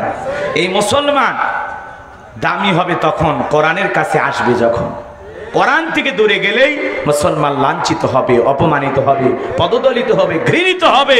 এই দুনিয়াতে মুসলমান কোরআন থেকে দূরে সরে যাওয়ার কারণে মার খায়। কথা বলে ঠিক কি না? কোরআনের কাছে আসতে হবে। কোরআনের ভিতরে আল্লাহ এমন আকর্ষণ দিয়েছে কিয়ামত পর্যন্ত এই মধু এই আকর্ষণ নষ্ট হবে না। সুবহানাল্লাহ বলে। কিন্তু কোরআন যদি আপনার কাছে ভালো না লাগে সমস্যা। হ্যাঁ যুবক, গান বাজনা মজা লাগে, একটা গান 2 বার 5 বার 10 বার শুনলে ভালো লাগে না। কিন্তু সূরা ফাতিহা ছোটবেলায় বাবার হাত ধরে মসজিদে গিয়ে শুনেছিলেন। আজকে আপনার বয়স 50-60 বছর, কেউ কি বিরক্ত হয়ে বলেছে যে সূরা ফাতিহা পড়তে আর ভালো লাগে না? 5 ওয়াক্ত সালাত যারা আদায় করে দিনের মধ্যে কমপক্ষে 40 বার সূরা ফাতিহা পাঠ করতে হয়, কেউ কি বিরক্ত হয়ে বলেছে যে কাল থেকে সূরা ইখলাস দিয়ে শুরু করব? বলে নাই। কিন্তু একটা গান 2 বার 4 বার 5 বার শুনলে আর ভালো লাগে না। কথা বলেন ঠিক কিনা? রাগ করতেছেন আপনারা? এই যে একটা গান গাইতে ফাইটে যায়, সিরিয়াস যায়, জোড়া দেওয়ার বুদ্ধি নাই, ওই মহিলা হারিয়ে গেছে। কথা কন সেই মহিলা আজকে গোপন একটা জায়গা থেকে, গোপন অজ্ঞাত একটি স্থান থেকে শ্রোতাদেরকে আবারও গান শুনিয়েছেন। মমতাজ আপা, নাম শোনেননি? এমপি ছিল। আহারে, কথা কন নাকি আপনারা? এই মমতাজ আপা একটা অজ্ঞাত স্থান থেকে কোথায় আছে, দেশে না দেশের বাইরে, টের পাওয়া যাচ্ছে না, একটা খাটের উপরে বৈশা গান গায়া তার শ্রোতাদেরকে বলতেছে আমি হারিয়ে যাইনি। নাউজুবিল্লাহ খান। এই সমস্ত মানুষদেরকে আর খুঁজে পাওয়া যাচ্ছে না। এদের অশ্লীল গান বাজনা দিয়ে সমাজ সয়লাভ হয়ে গেছে। কথা বলে ঠিক কিনা? মমতাজ আপাকে জনগণ খুঁজতেছে, কই মমতাজ আপা? আজকে মমতাজ আপা একটু উকি মেরে একটা গান গায়া পাবলিককে বুঝাইতেছে, ও দর্শক এখনো বেঁচে আছি। কথা কয় না কেন? এদেশের কত এমপি মন্ত্রীরা হারে গেছে, খুঁজে পাওয়া যাচ্ছে না। কথা বলে ঠিক কিনা? মন্ত্রীরা সব কোথায় গেল, কোথায় কাদের কাকা? ওদের সারা দেশটা বড় লাগে ফাঁকা ফাঁকা। মন্ত্রীরা সব কোথায় গেল, এমপিরা সব কোথায় গেল, কোথায় কাদের কাকা? ওদের সারা দেশটা বড় লাগে ফাঁকে ফাঁকা। পালাবো না, পালাবো না, পালাবো না, পালাবো না বলতো কাদের কাকা? ওদের সারা দেশটা বড় লাগে ফাঁকা ফাঁকা। আইন মন্ত্রী আটকে গেল আইনেরই ফাঁকে, দাড়ি সারা দরবেশটারে ভণ্ড ভণ্ড লাগে। কথাক্ষণ আইন মন্ত্রী আটকে গেল আইনেরই ফাঁকে, দাড়ি সারা দরবেশটারে ভণ্ড ভণ্ড লাগে। কথা কন না কে? শুনেছি ভাই কত নেতা নেত্রী হয়েছে ভাই গ্রেপ্তার, শুনেছি ভাই কত নেতা নেত্রী খাইতেছে ভাই ডান্ডা, বিচারপতি কালামানিকের ফাটিয়েছে নাকি আন্ডা। পলকের ঝলক গেল, পলকের ঝলক গেল, থামিয়ে নেটের চাকা। ওদের সারা দেশটা বড় লাগে ফাঁকা ফাঁকা। কোথায় গেল সংসদেতে মমতাজের গান, কোথায় গেল হযরত বালা স্বামী মুসমান? সেই মমতাজ আপা আজকে একটু উকি মেরে গান গাইয়া বলতেছে আমি এখনো বেঁচে আছি। আপা আপনি আছেন, আপনারা অনেক হিসাব নিকাশ বাকি। কথা বলে ঠিক কিনা? যারা এদেশের দুর্নীতি করেছে, দেশের টাকা বিদেশে পাচার করেছে, প্রত্যেকটা টাকার হিসাব এই দেশের মাটিতে একদিন হবে। 11 লক্ষ কোটি টাকা দুর্নীতি করেছে, দেশের টাকা বিদেশে পাচার করেছে, ঋণের পাহাড় সমপরিমাণ বোঝা বাংলাদেশের মানুষের উপর চাপিয়ে দিয়ে তারা হারিয়ে গেছে, পালিয়ে গেছে। এটা মেনে নেওয়া যায়? কেন চলে গেলেন আপনারা? আসেন, কথা কয় না কেন? আসেন, খেলা হবে নাকি? জি জি জি, আসবে আসবে, সময় হলেই আসবে। কথা কন ঠিক কিনা? রাগ করতেছেন আপনারা? একটু সজাগ থাকবেন, সজাগ থাকবেন, সাবধান থাকবেন, সতর্ক থাকবেন, তাছাড়া বিপদ ঘটে যেতে পারে। কথা বলেন ঠিক কিনা? এই জন্য ভাইরা আমার শোনেন, অপরাধ না করলে কেউ কি পালায়? জোরে বলেন। তো যারা দুর্নীতি করেছে ওরা পালিয়ে গেছে, কিন্তু এখন যারা আশেপাশে ঘোরাফেরা করতেছে এরা তার দুর্নীতি করেনি। এজন্য ব্যক্তিগত আক্রোশ আমরা যেন কারো প্রতি না করি, ঠিক আছে? সবাইকে ভালোবাসবো, বুকে টানবো, তাদেরকে বুঝিয়ে দেব তোমরা এক সময় নেতা ছিলে, আমাদেরকে হুমকি ধমকি দিয়েছো, কিন্তু আমরা তোমাদেরকে হুমকি দেব না। আমরা ভালোবেসে দুহাত বেড়ে তোমাদেরকে বুকে টেনে কোলাকুলি করব। আমরা শত্রুতা চাই না, আমরা প্রতিশোধ চাই না, আমরা বন্ধুত্বের হাত বাড়িয়েছি। কথা বলে ঠিক না? প্রকৃত মানুষ মানুষকে ক্ষমা করে। কথা কয় না? আমরা ক্ষমা করব, মানুষকে ভালোবাসবো, বুকে টানবো, মনে থাকবে তো ইনশাআল্লাহ। কিন্তু যারা সত্যিকারী বড় বড় অপরাধী ওদের ক্ষমা নাই। ওদের বিচার হবে, হয়তোবা বাংলাদেশের আদালতে না হলেও আল্লাহর আদালতে কিয়ামতের ময়দানে ওদের বিচার হবে। যারা হাজার হাজার মায়ের বুক খালি করেছে, নিরীহ মানুষকে ফাঁসির দড়িতে ঝুলিয়ে মারিছে, ওদের বিচার হবে না? কি কোন গো, বিচার হবে না? হবে। দুনিয়াতে না হলেও আল্লাহর আদালতে হবে। কথা বলে ঠিক কিনা? কারণ দুনিয়াতে সবাই তো ফাইলে ফেলে বেড়াইতেছে, আগেই বিদেশে বাড়ি ঘর করে রাখছে, বউ বাচ্চাকে আগেই পালাইয়া দিছে। কথা কি বোঝা গেল? এই জন্য মন খারাপ করছেন আপনারা? বিরক্ত হন নাই তো? মমতাজের ভক্ত থাকতেও পারে নাকি? থাক, সমস্যা নাই। কোথায় আছে, কোন জায়গার থেকে লুকে থেকে গান গাইল, কোন গর্তে লুকিয়ে আসো, কোথায় লুকিয়ে আসো, একদিন জাতির সামনে বের হতেই হবে। ভারতের পার্কে ঘুরতেছে স্বরাষ্ট্রমন্ত্রী, মুখে কি সুন্দর দাড়ি, এই দেশে থাকতে ক্লিন শেভ করত। আর এখন ভারতে যায় মানে দেওবন্দের মুফতি সাহেব হয়ে গেছে, মুখে দাড়ি বড় বড়। কথা কন ঠিক কিনা? আর এক বেটা দাড়ি কেটে ফালাইতে গেছে নৌকাতে সরে, সেই নৌকায় বিপদে ফেললো। ফখরুল সাহেব আবার সেদিন বলতেছে, মানে বোঝেন না, আগে তো ওরা অনেক মজা করতো, এখন ফখরুল সাহেব বলতেছে আগে জানলে তোর ভাঙ্গা নৌকায় ছুটতাম না। মির্জা ফখরুল সাহেব জানেন না, বিএনপির মহাসচিব। কথা কি বুঝতে পারতেছেন? সেদিন একটা দেখলাম উনি গান গাইতেছে, কয় আগে জানলে তোর ভাঙ্গা নৌকা ছুটতাম না। এরকম একটা গান আসিল আগে না? আচ্ছা যাই হোক, আমি ওগুলো পারি না, ভুলে গেছি। রাগ করতেছেন নাকি আপনারা? এত গান বলার দরকার আছে? এমনি আপনাদেরকে একটু মনে করাই দিলাম, কষ্ট হচ্ছে নাকি? তো ফখরুল সাহেব গান গায়া এখন তার নেতা কর্মীকে জাগ্রত করতেছে আর বলতেছে আগে জানলে তোর ভাঙ্গা নৌকায় চড়তাম না, উঠতাম না। না এটা হল? আচ্ছা ঠিক আছে। আমার ভাইয়েরা যে কথা নবী তখন সাহাবায়ে কেরামদের সামনে তেলাওয়াত করে জানিয়ে দিলেন, আমার আল্লাহ রাব্বুল আলামিন বলেন ইন্না আ'তাইনাকাল কাউসার। আল্লাহু আকবার। আমার আল্লাহ রাব্বুল আলামিন বলেন অবশ্যই আমি আল্লাহ পাক আপনাকে হাউজে কাউসার দান করেছি। বলেন তো বিশ্ব নবীকে হাউজে কাউসার দান করেছেন কে? ইন্না আ'তাইনাকাল কাউসার, অবশ্যই আমি আল্লাহ পাক আপনাকে হাউজে কাউসার দান করেছি। এই দুনিয়াতে আল্লাহ পাক অনেক নবী রাসূল পাঠিয়েছেন, কোন নবী রাসূলকে আল্লাহ পাক হাউজে কাউসার গিফট করেন নাই। আপনার আমার নবীকে আমার আল্লাহ রাব্বুল আলামিন ভালোবেসে হাউজে কাউসার গিফট করেছেন। বলুন সুবহানাল্লাহ। আল্লাহ ডেকে বলেন পয়গম্বর নিশ্চয়ই আমি আল্লাহ পাক আপনাকে হাউজে কাউসার দান করেছি। এই হাউজে কাউসারের পানি দুধের মতো সাদা, মধুর চাইতে মিষ্টি, পানির চাইতে ক্লিয়ার। ওই কঠিন কিয়ামতের ময়দানে যেদিন বিচার দিবস কায়েম হয়ে যাবে, ওই কিয়ামতের একদিন হবে 50,000 বছরের সমান। যেদিন মানুষ বাজান গো আমার কিয়ামতের ময়দানে, কিয়ামত দিবস যেদিন কায়েম হয়ে যাবে, মানুষের জিহ্বা চলে আসবে কুকুরের মতো নাভি পর্যন্ত, সূর্যটা সহাত মাথার উপরে চলে আসবে, মানুষের মাথার মগজগুলো টকবক করে গলবে।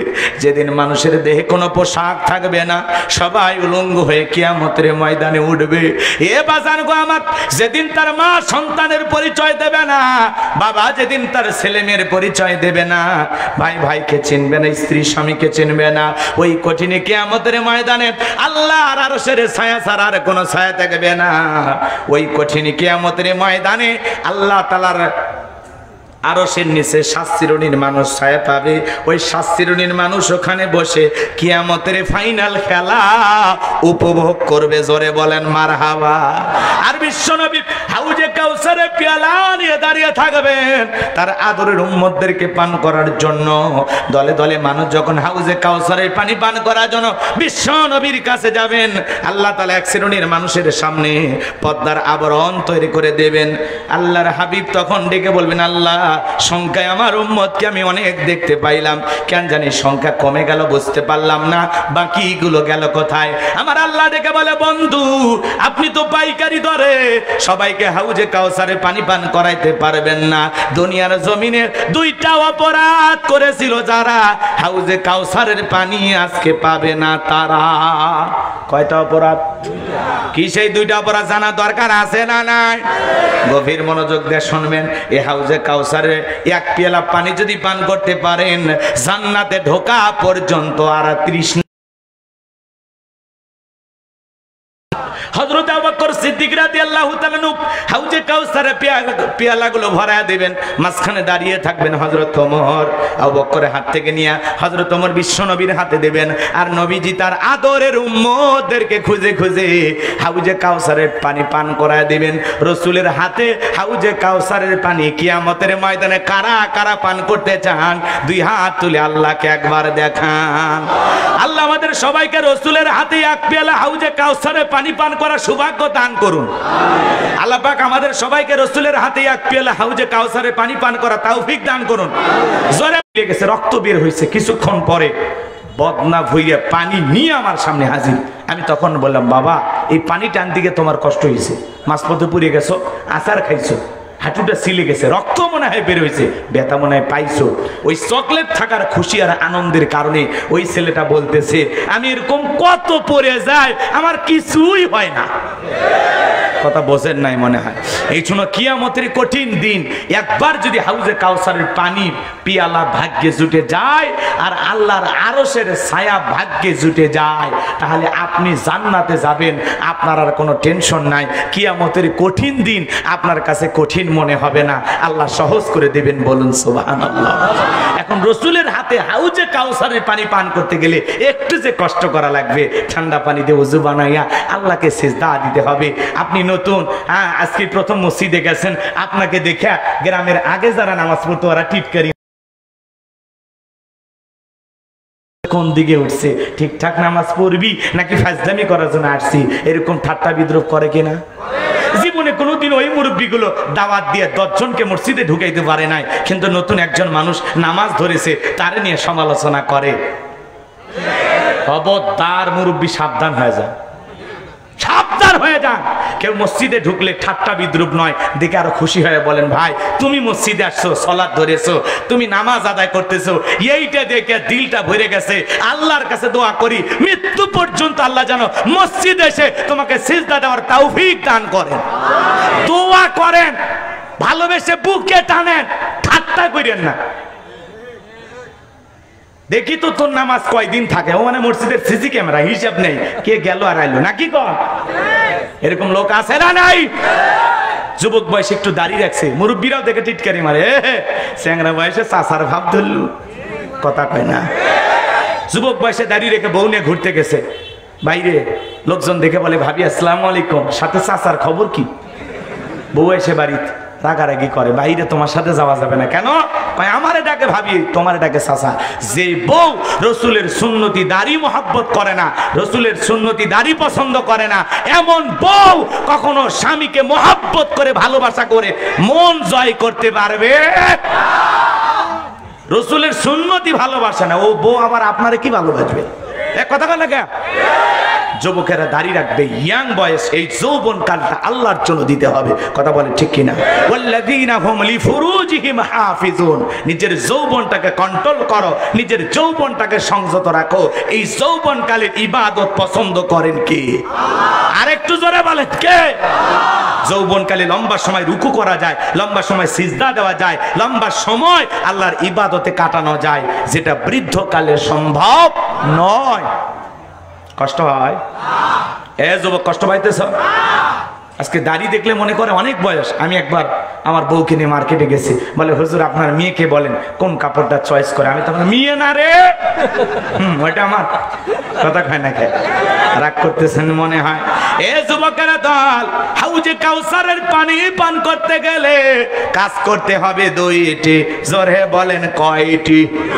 আল্লাহ যাদের হাত দিয়েছেন দুইটা আঙ্গুল তুলে বলেন কাজ করতে হবে কয়টি? আরো জোরে আল্লাহ তাআলা সেটা 2 নম্বর আয়াতে জানিয়ে দিলেন। জবান ছেড়ে সবাই একটু তিলাওয়াত করুন, ফাসাল্লিলি রাব্বিকা ওয়ানহার, ফাসাল্লিলি রাব্বিকা ওয়ানহার। 1 নাম্বার হলো রবের উদ্দেশ্যে সালাত আদায় করা লাগবে। নামাজ হবে একমাত্র কার জন্য? ফাসাল্লিলি রাব্বিকা, রবের উদ্দেশ্যে সালাত আদায় করা লাগবে। সালাত হবে একমাত্র কার জন্য?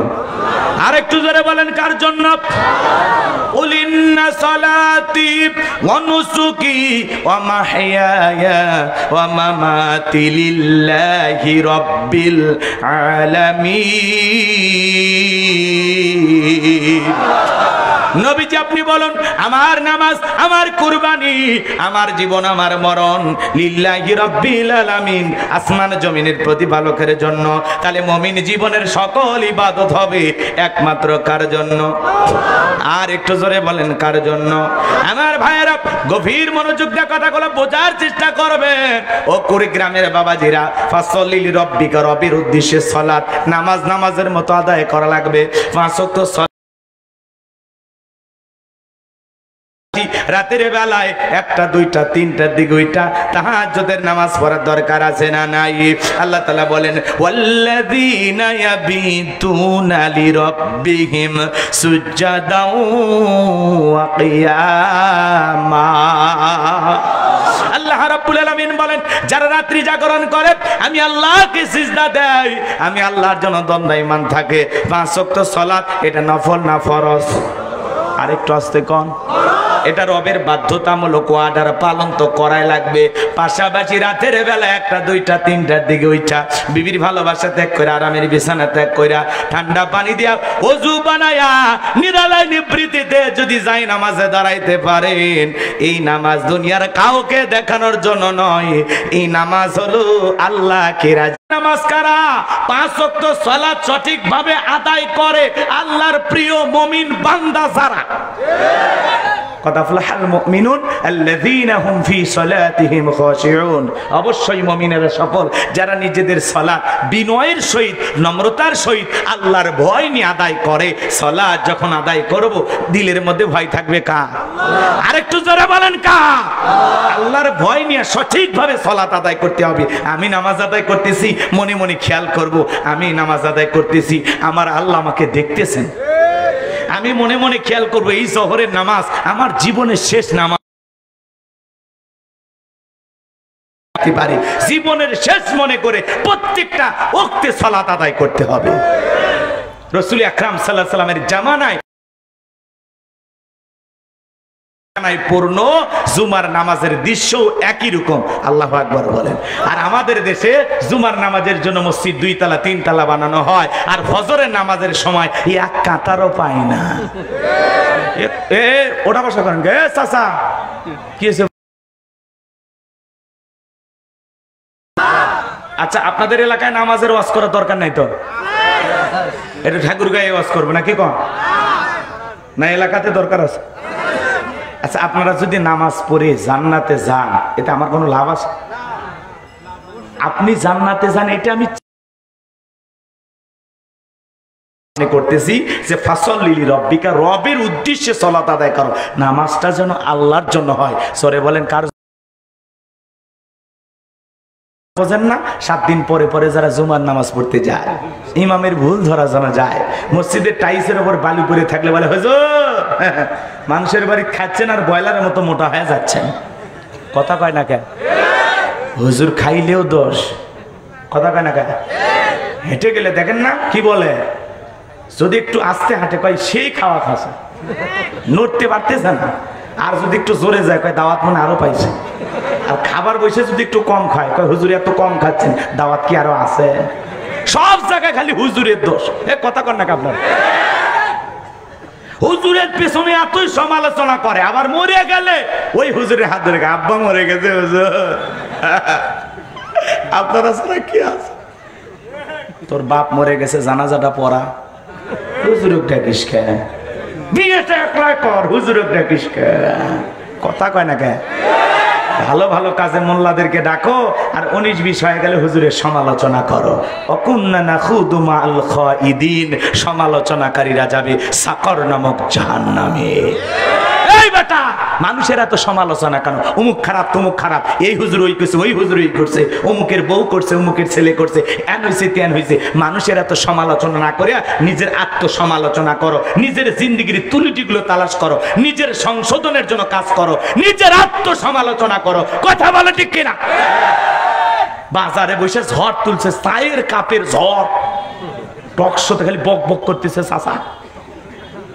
মোল্লারা দেশ খাইলো, টুপিওয়ালারা, এরা রাজনীতির কি বোঝে, এরা ক্ষমতা চালাবি কেমনে, এ হয়েছে সে হয়েছে, মানে বিরাট বড় ব্রিটিশ প্রধানমন্ত্রী বসে আছে। হুজুররা কিছু বোঝে না, খালি হুজুরে করে জায়গা মতো নিয়ে যান, এখন বোঝে না, খালি শান্তি আর শান্তি। কথা বলেন ঠিক কিনা?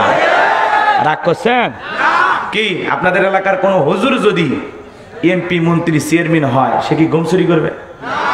হ্যাঁ, রাস্তার বরাদ্দের খোয়া খাবে, পিস খাবে, ব্রিজে রড দোকানের বলে কি বাঁশ দেবে? দেখেন না, কিছু কিছু ব্রিজ নেতা এমন ব্রিজ বানাইছে, উদ্বোধন করার আগে রুকুত চলে গেছে। কথা কোন ঠিক কিনা? এমন দুর্নীতিবাজ আছে না নাই?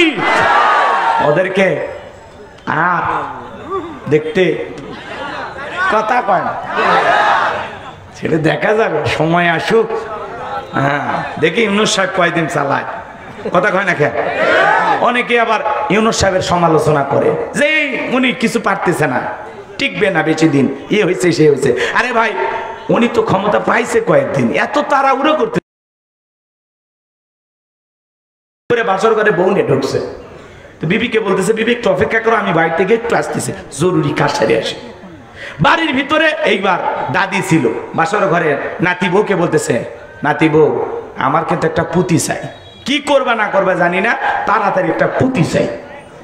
নতুন বউ শরম করতেছে, মুচকি একটা হাসিতে বলতেছে, দাদি পায়া যাবেন, যান। কিছুক্ষণ পরে শাশুড়ি এসে বলে, বৌমা, কিছুই চাই না তোমার কাছে, কি করবা না করবা জানি না, আমার কিন্তু তাড়াতাড়ি করে একটা নাতি চাই, খেলাধুলা করব।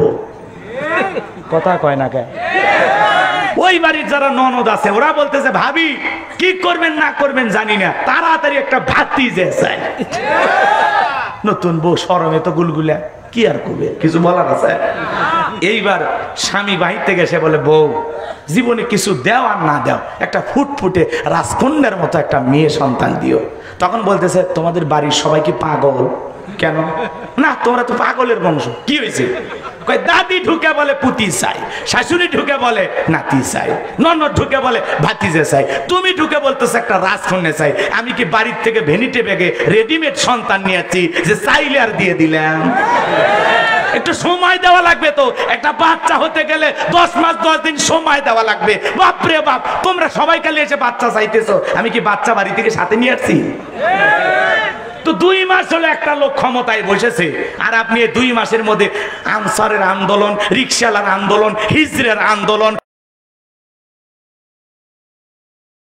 কাজের বুয়ার আন্দোলন, কেরে ভাই এত দাবি, এই 16 বছর গেছিল কই? হ্যাঁ, 2 মাসের মধ্যে একটা লোক কি করতে পারে? 16 বছর দেশের 12টা বেজে দ্রব্যমূল্যের বাজারে আগুন। অনেকে বলতেছে অন্তত ইউনূস সাহেব প্রথমে বাজারটা নিয়ন্ত্রণ করুক। অতই সহজ? ইউনূস সাহেব কি সবজি চাষ করে? বাপরে বাপ, কই মরিচের দাম বাড়ছে। আরে বেটা, দেশে এত বন্যা হলো, মরিচের দাম বাড়বে না? এর আগে 1000 টাকা কেজি লাগেনি? এত লাফান কে? তাই বলে মনে করেন না যে ডক্টর ইউনূস সাহেবের দালাল। আমি দালাল না, আমি যা বলতেছি সমাজের বাস্তবতা বলতেছি। কথা কি বোঝা গেল? আপনাকে যদি প্রধানমন্ত্রী বানানো যায়, আপনি কি 2 মাসের মধ্যে দেশ ঠিক করে দিবেন? সময় লাগবে ভাই। সব জায়গায় তো বোঝেনি তো, এখনো প্রশাসন মাঠে আগের মতো যে টহল দিত, এখন দিচ্ছে না। অনেক জায়গায় এখনো সেইভাবে আমরা প্রশাসনদেরকে নিয়ন্ত্রণ করতে পারিনি। তো আস্তে আস্তে সব ঠিক হবে ইনশাআল্লাহ। আল্লাহ এই দেশের উপরে খাস রহমত বরকত নাজিল করুন। জোরে বলুন আমিন। কারণ প্রতিদিন আন্দোলন, অমুসলিমেরাও আন্দোলন করে। এত সুখে আছে, শান্তিতে আছে, নিজেই এক জায়গায় আগুন লেগে কয় মন্দিরে আগুন লাগছে। আর ওই রিপাবলিক বাংলার তার সেরা সাংবাদিকেরা এই যে দেখেন বাংলাদেশে কি হচ্ছে, কথা কয় না কেন? একবার এই মুড়ে দৌড় মারে, আর একবার ওই মুড়ে দৌড় মারে, আছে না নাই? ডক্টর ইউনূস বলল ইলিশ দেবে না, ইলিশ দেবে না, আমরা বাংলাদেশের ইলিশ খাবো না, আছে না নাই? ওরা আবার বলতেছে ইউনূস সাহেব আর ক্ষমতায় বেশি দিন টিকে থাকবে না, সব সময় ওরা গুজব ছড়াইতেছে। আমরা বলতে চাই এই দেশ আমাদের, এই দেশ নিয়ে তোমাদের এত মাথা ঘামানোর দরকার নাই। একটু যদি চেষ্টা করে পারে তো পারলো আলহামদুলিল্লাহ, না পারলে নির্বাচন দিয়ে উনি চলে যাবে, আগামীতে যে প্রধানমন্ত্রী হবে সেই দেশ নিয়ন্ত্রণ করবে ইনশাআল্লাহ। একটু সময় নেন, কথা কি বোঝা গেল? এত অস্থির হয়ে না, একটু সময় দেন। আর এই বাজারে যে আগুন, দ্রব্য মূল্যের যে ঊর্ধ্বগতি, এটা আগেও ছিল, কথা কয় না কেন? এটা কি নতুন? আগে যে সয়াবিনের তেল কত, এখন কেজি কত? 165 না কত, 70। তো এটা তো আগেই ছিল। উনি আসাতে যদি 300 টাকা লাগতো তাহলে আপনি কিছু বলতে পারতেন, কথা কয় না কেন? তো আগের মতোই আছে, স্বাভাবিক বাজারই আছে, ডিমের দাম সবকিছুর দাম আগের মতোই আছে, একটু 10 টাকা বাড়ে বা 5 টাকা পরে ওই আগের মতোই একই অবস্থা, ঠিক আছে? তা একটু অপেক্ষা করেন, মনে থাকবে তো ইনশাল্লাহ, কথা কয় না কেন? এই যে নাহিদ, আপনারা নাম শোনেন নাই? নাহিদ গতকালকে রোকেয়া বিশ্ববিদ্যালয়ে এসেছিলেন। সে বলতেছে যে যেখানে আমার ভাই শহীদ আবু সাইদ রক্ত দিয়েছে, সেখানে একই মঞ্চে আমাকে এবং সাবেক যে দল ক্ষমতায় ছিল তাদেরকেও সম্মাননা স্মারক দেওয়া হয়েছে, বিদায় রোকেয়া বিশ্ববিদ্যালয়ের সম্মাননা স্মারক আমি গ্রহণ করতে পারলাম না। কারণ আপনারা তাদেরকেও, যারা বিগত সরকারের দোসর ছিল, তাদেরকে আপনারা একই মঞ্চে ডেকে পুরস্কার দিয়েছেন, সম্মাননা দেখিয়েছেন, বিদায় আমি আপনাদের এই সম্মাননা গ্রহণ করতে পারলাম না। তাহলে আমার ভাই আবু সাইদের রক্তের সাথে বেঈমানি হবে, বাঘের বাচ্চা। লিল্লাহে তাকবীর। নাহিদ ভাইকে ধন্যবাদ। কথা বলে না কেন? বৃষ্টির মধ্যে হেঁটে যায় মানুষ, ছাতা ধরতেছে, কি সুন্দর স্টাইল, তাই না? সিনেমাকে হার মানিয়েছে। আমরা এই ছোট ছোট তরুণ ছেলেরা দেশ চালাবে কি? দেশ চালানোর দরকার নাই। ওরা যে আন্দোলন করে সফল হয়, দুইজন যে একটু যায় 2-4 মাস একটু দেশের বিভিন্ন জায়গায় ঘুরতেছে, এটা দেখে ভাল লাগতেছে। ওরা কি করবে? ওরা কি অত রাজনীতি বোঝে?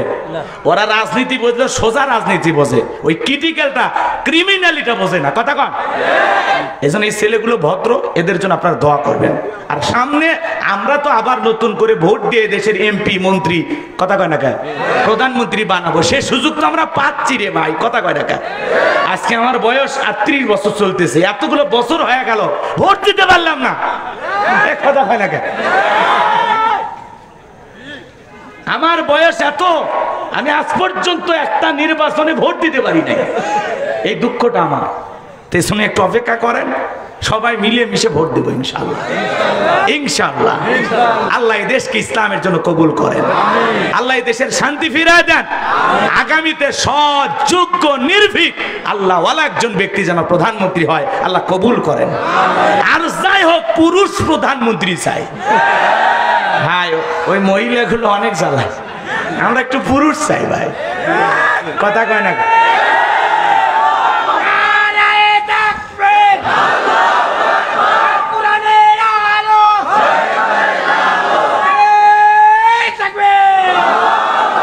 সম্মানিত ভাইয়ের আমার, রাত্রি গভীর হয়ে যাবে, বেশি সময় নেওয়া যাবে না। তাহলে ফসল্লি রব্বিকা ওয়ানহার, 1 নাম্বার হলো রবের উদ্দেশ্যে সালাত আদায় করা লাগবে। তাহলে নামাজ হবে কার জন্য?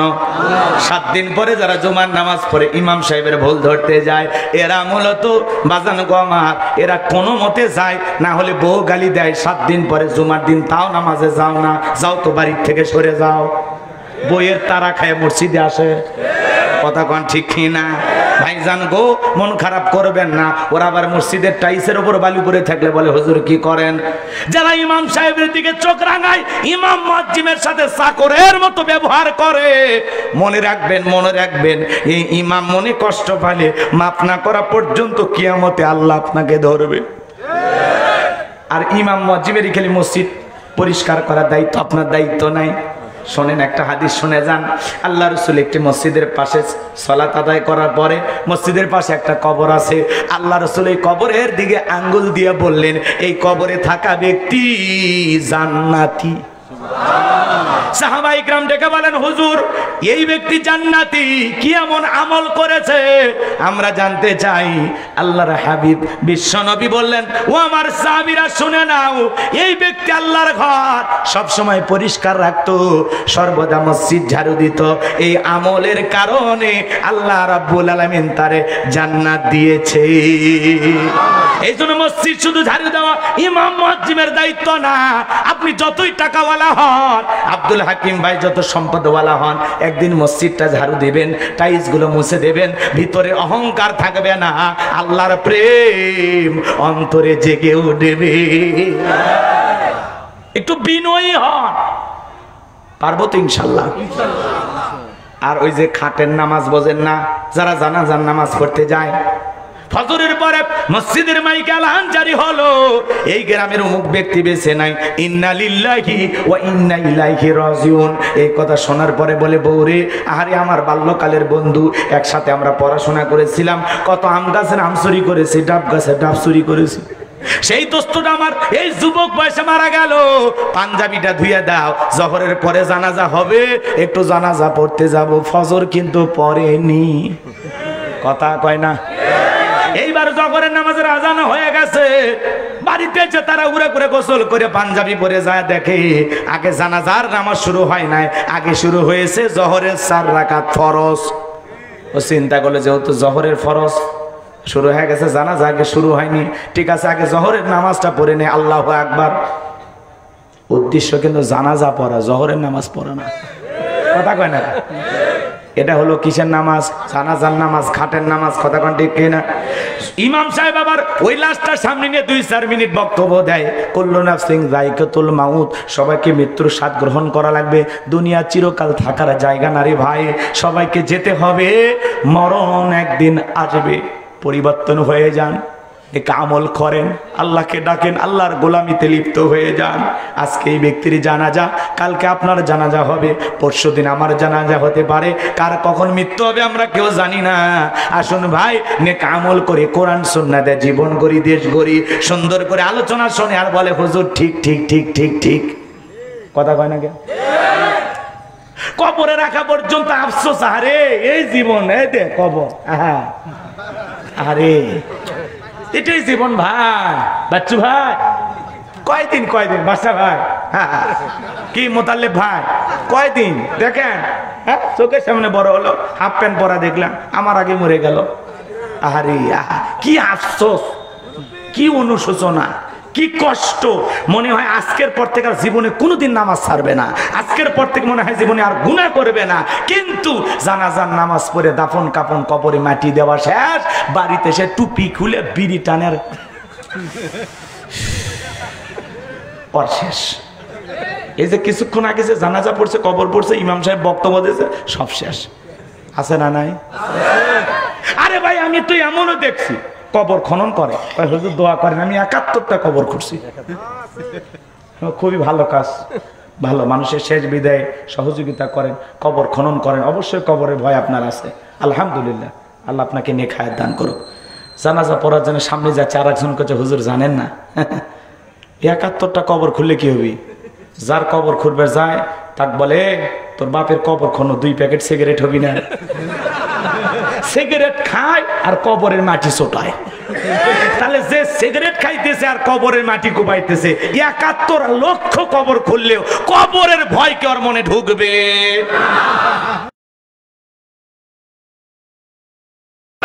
খারাপ লাগতেছে? পরিবর্তন হওয়ার দরকার আছে না? না, সবাইকে মৃত্যুবরণ করা লাগবে। তাহলে ওই যে খাটের নামাজ, এরপরে ঠাটের নামাজ বোঝেন না, রমজানের একটা রোজা নাই, কিন্তু সেই একটা শেরওয়ানি পাঞ্জাবি পরে, কুড়িগ্রামের নিউ মার্কেট থেকে কিনে ঈদের সবার আগে, বুঝেন না, যায়া খালি পাঞ্জাবির মোশান নিয়ে আতর সুরমে লেগে ইমামের সামনে যা কোলাকুলি আর বলে, হুজুর 31টা রোজা হলেও সমস্যা নাই। হুজুর তখন বলে, ভাই কয়টা? কয় ব্যবসার চাপে একটাও হয়নি, কথা কন। এরা হলো কিসের নামাজ? ঠাটে। ওই পাঞ্জাবি পরে সেলফি মারে আর দোস্তদেরকে বলে, দোস্ত এটা সেই পাঞ্জাবি রে, বাংলাদেশের সেরা কোম্পানির, কথা কন না কেন? দামি পাঞ্জাবি। আমি কি 2 টাকার পাঞ্জাবি ফুটপাত থেকে কিনি, ভ্যানালার থেকে? এগুলো অর্ডার দিয়ে, ফেসবুকে অর্ডার, অনলাইনে অর্ডার দিয়ে কিনেছি। কথা কয় না কে? কি মোশান ভাব। দোস্ত কেমন লাগে একটু ভালো করে সত্যি করে কবি, কেমন লাগতেছে আমার? দোস্ত হেব্বি লাগতেছে। যা, খুশি হলাম। বিকেলে আসিস, তোরে চা খাওয়াবো, ঠান্ডা খাওয়াবো। কথা কোন ঠিক কিনা? এরকম আছে না নাই? এরা হলো ঠাটের নামাজি। আর একটা ভোটের নামাজ মানে বোঝেন না ভাই আমার।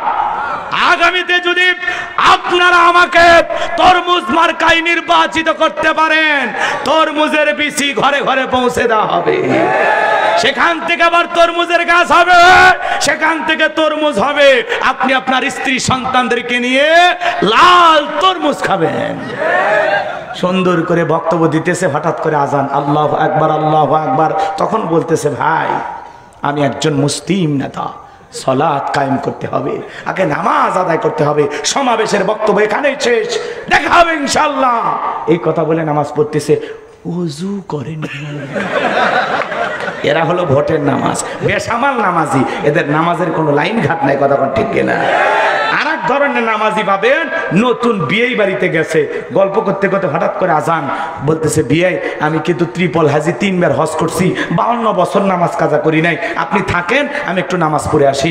নতুন বিয়ে চিন্তা করে বিয়ে বাড়িতে আসলাম, যদি নামাজ না পড়ি মান সম্মান থাকে না, সামাজিকতা রক্ষা হয় না। তখন বিয়েকে বলে, বিয়ে আমি হজ না করলে মোটামুটি নামাজ ছাড়ি না, মাঝে মাঝে একটু গ্যাপ যাই, এই আর কি। এই কথা বলে নামাজে যায়। এগুলো নামাজ কি আল্লাহর জন্য? এগুলো সব লোক দেখানো। ফাওয়াইলুল লিল মুসাল্লিন আল্লাযীনা হুম আন সালাতিহিম সাহুন। হতভাগা সে সমস্ত নামাজীরা, দুর্ভাগা সে সমস্ত নামাজীদের জন্য যারা লোক দেখানোর উদ্দেশ্যে সালাত আদায় করে। তাহলে আমরা কি লোক দেখানোর জন্য সালাত আদায় করব নাকি আল্লাহর জন্য? তাহলে ফাসাল্লি লিরাব্বিকা, রবের উদ্দেশ্যে সালাত, একমাত্র আল্লাহ তাআলাকে খুশি করার জন্য, আল্লাহর খুশির জন্য। কারা কারা 5 ওয়াক্ত সালাত আদায় করবেন? 2 হাত তুলে মালিককে দেখান। আল্লাহ আমাদের সবাইকে 5 ওয়াক্ত নামাজি বানায় দেন। জোরে বলেন আমিন। তাহলে সালাত আদায় করব কার জন্য? হাত নামান। এরপরে আল্লাহ রাব্বুল আলামিন বলতেছেন, ওয়ানহার মানে কুরবানি করা। কুরবানি করা মানে কি খালি পশু জবাই করা না, নিজের আমিত্বকে কুরবানি করা, অহংকারকে কুরবানি করা, নিজের ভিতরে থাকা পশু সুলভ আচরণকে কুরবানি করা, সময়কে কুরবানি করা, অর্থকে কুরবানি করা, আল্লাহ রাস্তায় জানমাল কুরবানি করা। কথা বলেন ঠিক কি না? গভীর মনোযোগ দিয়ে কথাগুলো বোঝার চেষ্টা করবেন।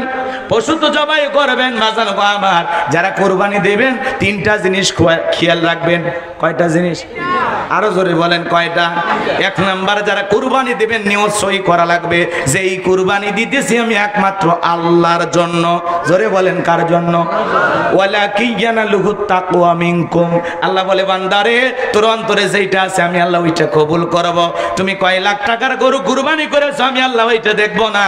তোমার নিয়ত যদি সই হয় আর কুরবানি যদি একমাত্র আমি আল্লাহকে খুশি করার জন্য হয়, আর টাকাটা যদি হালাল হয়, আর নামাজি হয়ে যদি কুরবানি দিতে পারো, ওই কুরবানি রক্ত জমিনে পড়ার আগে আমি আরশের মালিক আল্লাহর কাছে কবুল হয়ে যাবে।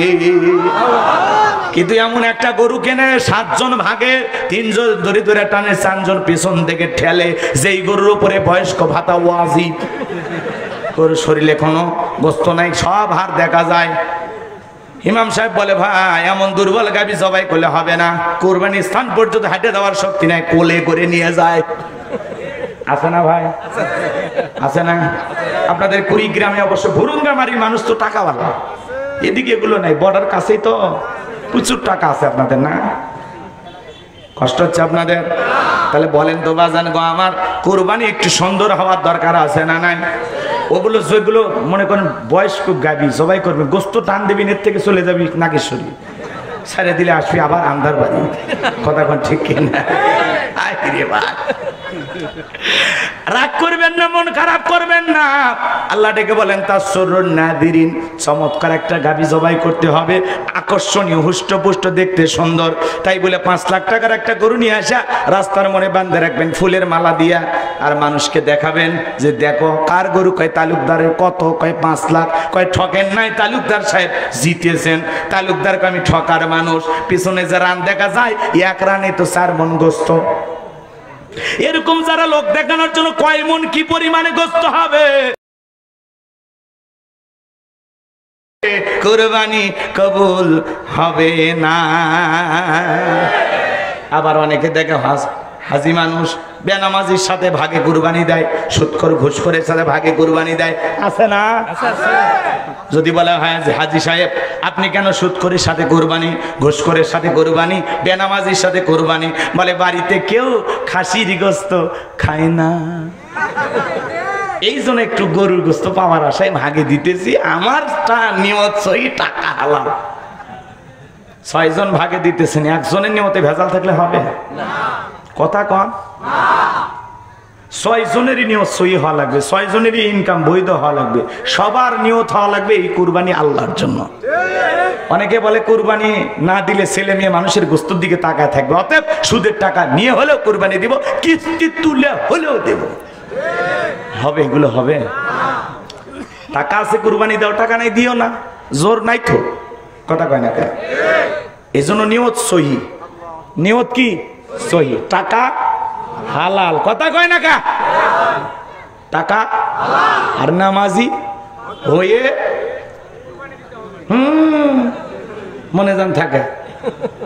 কুরবানির দিন সকাল 9টার দিকে উঠে ব্রাশ ঠেলতেছে, 2 লাখ টাকার গরু কিনছে, ফজর পরেনি, ঈদের নামাজও শেষ, সবার আগে গরুর দড়ি ধরে বসে আছে।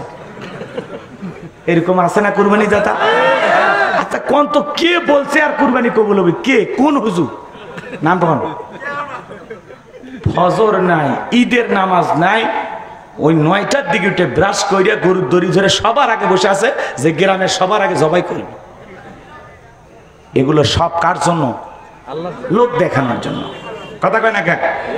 আর যার নিয়ত সহি, টাকা হালাল, আল্লাহ ইব্রাহিম ইসমাইলের মতো আমার কুরবানি কবুল করো।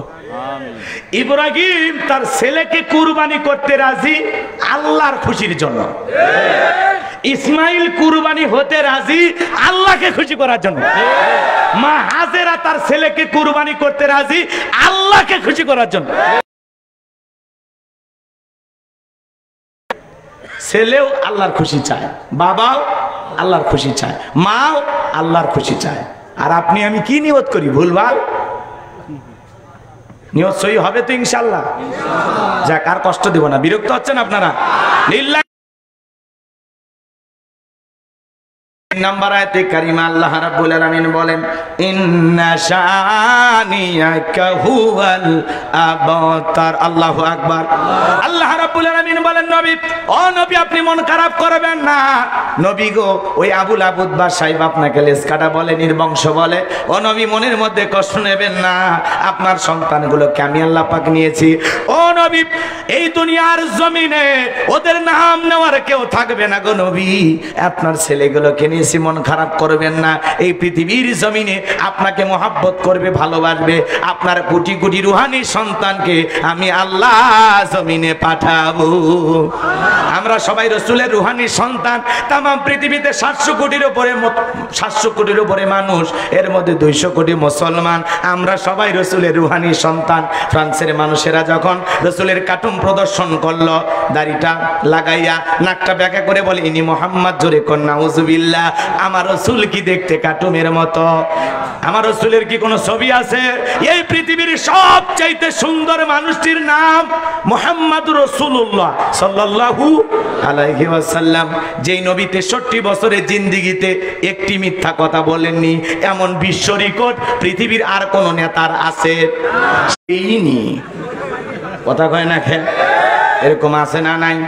এমন যুবক আছে এই সাইটের সব চুল কেটে শেষ, মাঝখানে তেল মোবিল দিয়ে খাড়া করে রাখছে, দেখেন চুলের স্টাইল।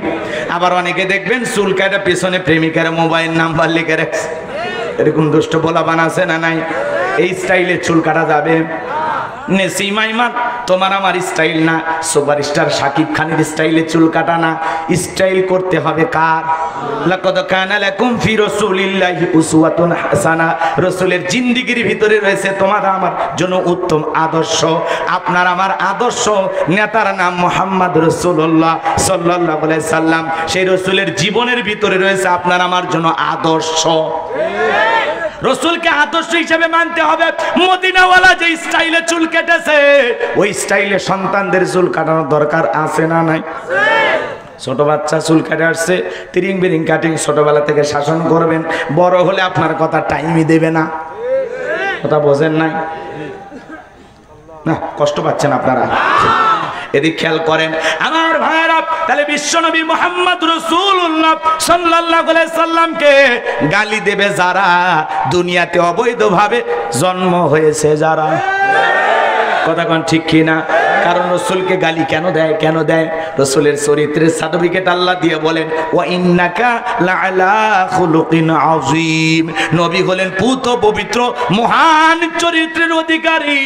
আযীম আরবিতে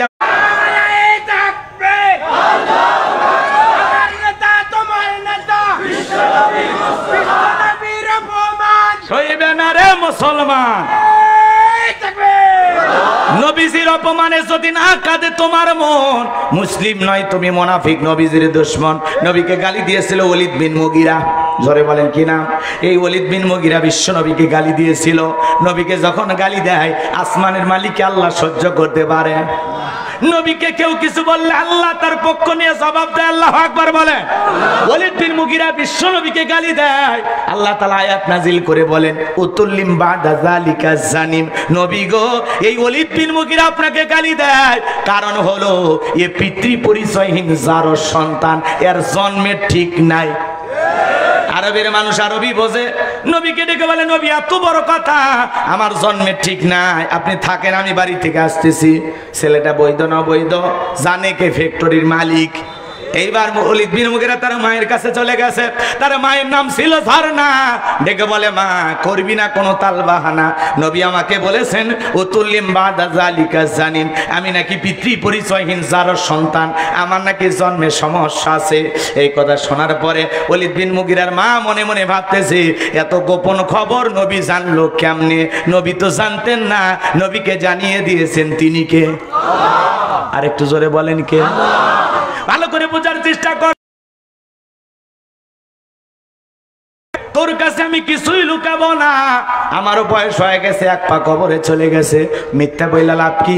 যা বলবো সত্য বলবো।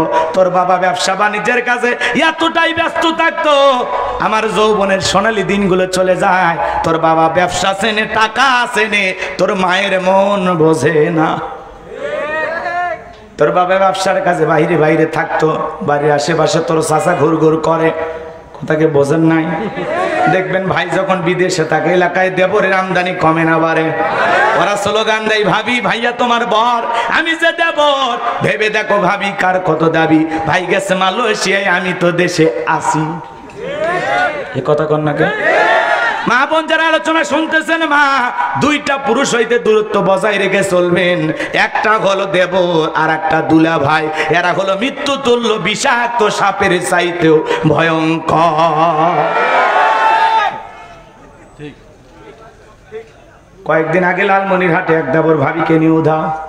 বরিশালের একটা ছেলে আমাকে ফোন দিয়ে বলে হুজুর বলেন তো ছোট ভাই কি বড় ভাইয়ের বউকে বিয়ে করা যায়? আমি বললাম ভাই কান্নাকাটি বন্ধ করেন, ঘটনা খুলে বলেন। বড় ভাই কি মারা গেছে? কয় না হুজুর, আমি হতভাগা বড় ভাই। এই সমাজে এগুলো আছে না নাই? শাশি ভাগে গেছে ভাতিজার সাথে, মামি ভাগে গেছে ভাগিনার সাথে। এই সমাজে এগুলো অবৈধ সম্পর্ক আছে না নাই? আমার সোনার দেশটা খাইছে রে পরকিয়া প্রেমী। আর এই অদ্ভুত নষ্ট করছে মোবাইলটা। এই মোবাইলের কারণে দেশের 12টা বেজে গেছে। কথা কোন ঠিক কিনা? এই মোবাইলের কারণে যুবক সমাজ নষ্ট হয়ে গেছে। তরুণ যুবতীরা মোবাইল যুব সমাজকে খাইছে। কথা বলা দেশে মোবাইল আইছে, চিঠি বন্ধ হইয়াছে, দিওয়ানা বানাইছে, পোলা মাইয়ার মনের কথা ভাসে বাতাসে। না থাকার বলবো, মেলা রাত হয়েছে, দোয়া করে দে বাবা। তাহলে মোবাইলে অশ্লীল ভিডিও, গান বাজনা, প্রেম প্রীতি সব ছেড়ে দেওয়া লাগবে। তাহলে বলবো আগে ওয়াদা দাও, কারা কারা ভালো হবে দেখো ওয়াদা দাও। মোবাইল দিয়ে কোনো গুনাহ হবে না তো? আল্লাহ কবুল করে। দেশে মোবাইল আইছে, সিটি বন্ধ হইয়াছে, দিওয়ানা বানাইছে, পোলা মাইয়ার মনের কথা ভাসে বাতাসে। ও দেখো পোলা পানের মন বাদা ফেসবুকে এখন, ও দেখো পোলা পানের মন বাদা ফেসবুকে এখন, মোবাইলে চ্যাটিং কইরা কাটায় সারাক্ষণ। এই মোবাইল মোবাইল পাইয়া দেখো মদনের মাইয়া কি কাণ্ড ঘটাইছে, স্বামী সংসার রাইখা নাকি পালাইয়া গেছে, সে যে স্বামী সংসার রাইখা নাকি পালাইয়া গেছে। দেশে মোবাইল আইছে, সিটি বন্ধ হইয়াছে, দিওয়ানা বানাইছে, পোলা মাইয়ার মনের কথা ভাসে বাতাসে। দেশে টিকটক আসিয়া সব গেল ভাসিয়া, দেখো টিকটক আসিয়া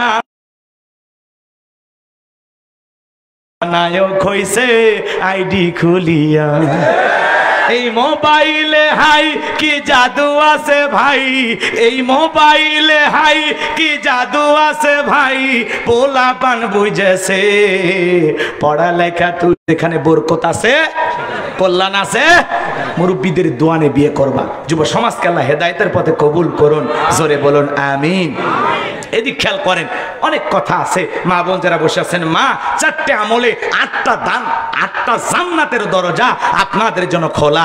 1 নাম্বার নামাজ, 2 নাম্বার রোজা, 3 নাম্বার ফরজ পর্দা, 4 নাম্বার স্বামীর খেদমত। এই 4টি আমল মা বোনেরা যদি সঠিকভাবে করতে পারে, মা বোনদের আমল কম দাম বেশি, কথা কয় না? এই পাগলিরা নামাজ পড়ে না, রোজাও ঠিক মতো রাখতে চায় না, পর্দা তো করতেই চায় না, স্বামীর খেদমত বাদ দিয়া সাহেবের খেদমত করে, পীর সাহেবের খেদমত করে। এলাকায় আছে না নাই? স্বামীর ভক্তি নাই, পীরের ভক্তি ভিতরে ঢুকে গেছে। এই পীর সাহেব তোরা জান্নাতে নিয়ে যাবে, পাইছিস কই? হ্যাঁ, আল্লাহ হেদায়েত দান করুন। আরো জোরে বলেন পীর ওস্তাদ যাকে ধরেছেন সে যদি ভালো মানুষ হয়, আপনাকে কিছু আল্লাহ তাআলার ভয় যেন অন্তরে জাগ্রত হয়, সেই বিষয়ে আপনাকে কিছু শিখাবে, যার মাধ্যমে আপনি পরকাল বুঝতেছেন, দুনিয়া বুঝতেছেন, যে আপনাকে পরিবর্তন করার জন্য কাজ করে। আপনার মুখে দাড়ি ছিল না, যেই পীরের ওয়াজ শুনে আপনি দাড়ি রাখতেছেন, যে পীরের ওয়াজ শুনে 5 ওয়াক্ত নামাজ আদায় করতেছেন, যে পীর হাদিয়া তওফার আশা করে না, যে পীর নারী পুরুষ একত্রে নিয়ে জিকির করে না, ঢোলক বাজায় না, হক্কানি পীর আল্লাহওয়ালা ছিল, পীর ছিল শাহজালাল, হুঙ্কার দিয়েছে গৌর গোবিন্দ পালাইছে, এগুলো পীর। শাহজালাল, শাহপরান, শাহ মাকদুম, বাইতুল বুস্তামি, আব্দুল কাদের জিলানী, বড় বড় না। ওয়াকুনু মাস সাদিকিন, তোমরা সত্যবাদীদের সঙ্গী হও। যে পীরের পা থেকে মাথা পর্যন্ত নবীর সুন্নত দিয়ে ঢাকা, যার চেহারার দিকে তাকাইলে আল্লাহর কথা স্মরণ হয়, যে পীর বলে আমার মুরিদ দাবি করলে এক ওয়াক্ত নামাজ ছাড়া যাবে না, যে পীর নিজের ইমামতিতে মুরিদদেরকে নামাজ আদায় করে, এটা হলো পীর। উল্টা পাল্টা লোকের ভক্ত হয়ে লাভ নাই। গরু ছাগল নিয়ে যাবেন, ডুগি তবলা বাজাবেন আর গান গাবেন, হ্যাঁ, তালা বাবা, সালা বাবা, গাঞ্জা বাবা, এগুলোর কাছে যাওয়া যাবে না। আল্লাহ হেদায়েত দান করেন, জোরে বলেন আমিন। ভণ্ড পীর যেখানে আমরা নাই, আল্লাহওয়ালা যেখানে আমরা আছি, মনে থাকবে তো ইনশাআল্লাহ। অনেক কথা বলার ছিল, ওইদিকে বলার কোনো সুযোগ নাই। এদিক খেয়াল করেন, ওলীদ বিন মুগীরের মা বলতেছে, বাবা তোর চাচারে দিয়ে মনের ভালোবাসা পূরণ করেছিলাম, যার ফলে তোর জন্ম হয়েছে। বিশ্বনবী যে তথ্য দিয়েছে 100% সত্য, তোর বাপ তোকে জন্ম দেয়, কথা কন না কে? এই জন্য পরিষ্কার ভাবে এটা বুঝে নেওয়া লাগবে। আজকেও পৃথিবীর জমিনে আমার নবীকে নিয়ে কটূক্তি করবে যারা, ভারতের যেই কুলাঙ্গার বিশ্ব নবীকে নিয়ে কটূক্তি করেছেন, নিঃসন্দেহে সেও একটা জারোর সন্তান, একটা বাস্টার্ড। নবীজির অপমান মেনে নেওয়া হবে না। আমার বাপকে গালি দাও সহ্য করব, মাকে গালি দাও সহ্য করব, আমার দলকে গালি দাও সহ্য করব, কিন্তু বিশ্ব নবী হলেন আমাদের কলিজার টুকরা নবী। নবীকে যদি কেউ গালি দেয়, ওই ওই নাস্তিক বেঈমানকে ধইরা ওর বুকের উপরে চইরা জিহ্বা টান দিয়া সিরা কুকুরকে খাওয়ায় দেব, এরপরে নবীজির অপমান বরদাস্ত করা হবে না, হবে না।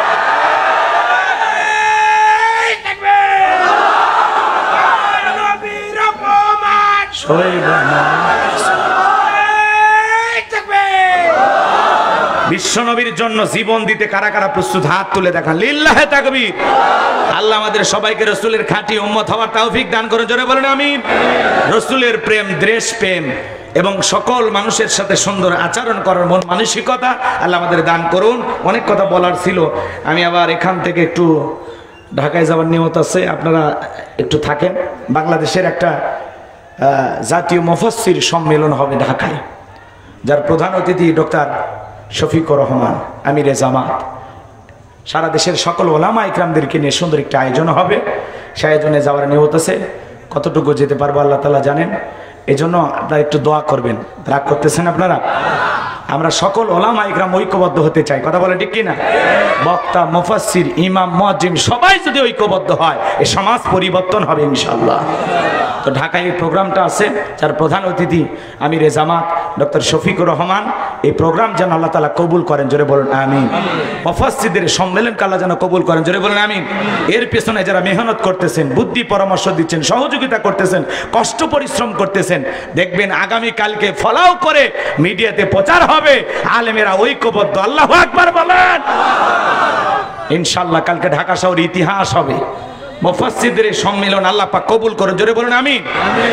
দেশের সকল বক্তা, মুফাসসির, উলামা ইকরাম ঐক্যবদ্ধ হবে, মিডিয়ার মাধ্যমে কথাটি ফলাও করে প্রচার হবে। এবং আমরা চাই আলেমেরা যদি এক সুরে কথা বলে, সকলে যদি একামতে দিনের কথা বলে, আল্লাহর জমিনে দিন কায়েমের কথা বলে, আল্লাহর জমিনে কোরআনের রাজ কায়েম করার কথা বলে, সকল আলেমদের মুখ দিয়ে যদি হক কথা বলা শুরু হয়, আমার বিশ্বাস বাংলাদেশে ইসলাম প্রতিষ্ঠিত হবে ইনশাআল্লাহ। এই জন্য আমরা পরিষ্কার ভাবে বলতে চাই, ওলামা ইকরাম যদি ঐক্যবদ্ধ হয়, এদেশের সকল মুফাসসির বক্তা ভাইয়েরা যদি ঐক্যবদ্ধ হয়, আগামীর বাংলাদেশ, আলেমদের বাংলাদেশ। আলী ইব্রাহিম إنك حميد مجيد اللهم بارك على محمد وعلى آل محمد كما باركت على إبراهيم وعلى آل إبراهيم إنك حميد مجيد اللهم آمين। কেউ কিছু বলবে? কারো কিছু বলবে না? ربنا ظلمنا أنفسنا وإن لم تغفر لنا وترحمنا لنكونن من الخاسرين। কুড়িগ্রাম জেলার ভুরুঙ্গামারী থানার অন্তর্গত আন্দারিঝার দারুস সুন্নাহ নুরানী হাফিজিয়া মাদ্রাসার হাফেজ ছাত্রদের দস্তরবন্দি উপলক্ষে আজকের এই 21তম তাফসীরুল কোরআন মাহফিলের সভাপতি বিশিষ্ট সমাজসেবক জনাব মোহাম্মদ আব্দুল হাকিম সাহেবকে আল্লাহ কবুল করে নাও। প্রধান অতিথি অসুস্থ মানুষ, অল্প সময় ছিলেন বিশিষ্ট শিক্ষাবিদ, সমাজের গণ্যমান্য ব্যক্তিবর্গ, শ্রদ্ধার পাত্র জনাব মোহাম্মদ আজিজুর রহমান সরকার স্বপন সাহেবকে আল্লাহ কবুল করে নাও। আলোচনা করেছেন হাফেজ মাওলানা মাসুদুর রহমান, কথা বলেছেন হযরত মাওলানা সাইফুল ইসলাম সহ যত ওলামা ইকরাম কথা বলেছেন, সকলের কণ্ঠ কবুল করে নাও। বিশেষ অতিথি হিসাবে যত মানুষের নাম আছে আল্লাহ তুমি কবুল করে নাও রব্বুল আলামিন। আজকের মাহফিল যত মানুষ হাত তুলে ধরেছে আল্লাহ, কত মানুষ বসার জায়গা পাইল না, রাস্তায় দাঁড়িয়ে থেকে কোরআনের কথাগুলো শুনলো। আল্লাহ তাআলা বর্তমান প্রেক্ষাপটকে সামনে রেখে দেশের সমস্ত বিষয় তুলে ধরা তো সম্ভব নয়, কিছু কিছু বিষয় নিয়ে তোমার গোলামদের সামনে শেয়ার করেছি। সূরা কাউসার থেকে যে যতটুকু তাফসীরি করেছি, যতটুকু আলোচনা করেছি, আগে প্রথমে আমাকে আমল করার তৌফিক দান করো। এরপরে এই মাহফিলে আগত যত শ্রোতা নারী পুরুষ আছে সবাইকে আমল করার তৌফিক দাও। কোরআনের হেদায়েতের নূর দিয়ে অন্তরগুলো আলোকিত করে দাও রব্বুল আলামিন। তাকায় দেখো কত দাড়ি পাকা মুরব্বীরা হাত তুলেছে, কত আলেম ওলামা হাত তুলেছে, মাদ্রাসার ওস্তাদ ছাত্ররা হাত তুলে ধরেছে, হাজী সাহেবের হাত তুলেছে, তরুণ যুবকের হাত তুলেছে, পর্দার আড়াল থেকে আমার মা বোনেরা হাত তুলেছে। যার হাত দোকানে পছন্দ হয় সে হাতের বদলতে আজকের দোয়াকে কবুল আর মঞ্জুর করে দাও রব্বুল আলামিন এই গভীর নিশিতে দোয়া করি আল্লাহ আমরা যারা হাত তুলে ধরেছি আমাদের অনেকের মা নাই বাবা নাই আল্লাহ তাআলা আমাদের অনেকের মা নাই বাবা নাই ইয়তিম বানায় কবরে চলে গেছে জনম দুঃখিনী মায়ের কথাকে ভোলা যায় আদরের বাবার কথাকে ভোলা যায় ওই জনম দুঃখিনী মা বাবা যাদের কবরে চলে গেছে মা বাবার কবরে আর সবটুকু পৌঁছায় দাও মা বাবার কবর জান্নাতের বাগান বানায় দাও রব্বির হামহুমা কামা রব্বায়ানি সগীরা অকু রব্বির হামহুমা কামা রব্বায়ানি সগীরা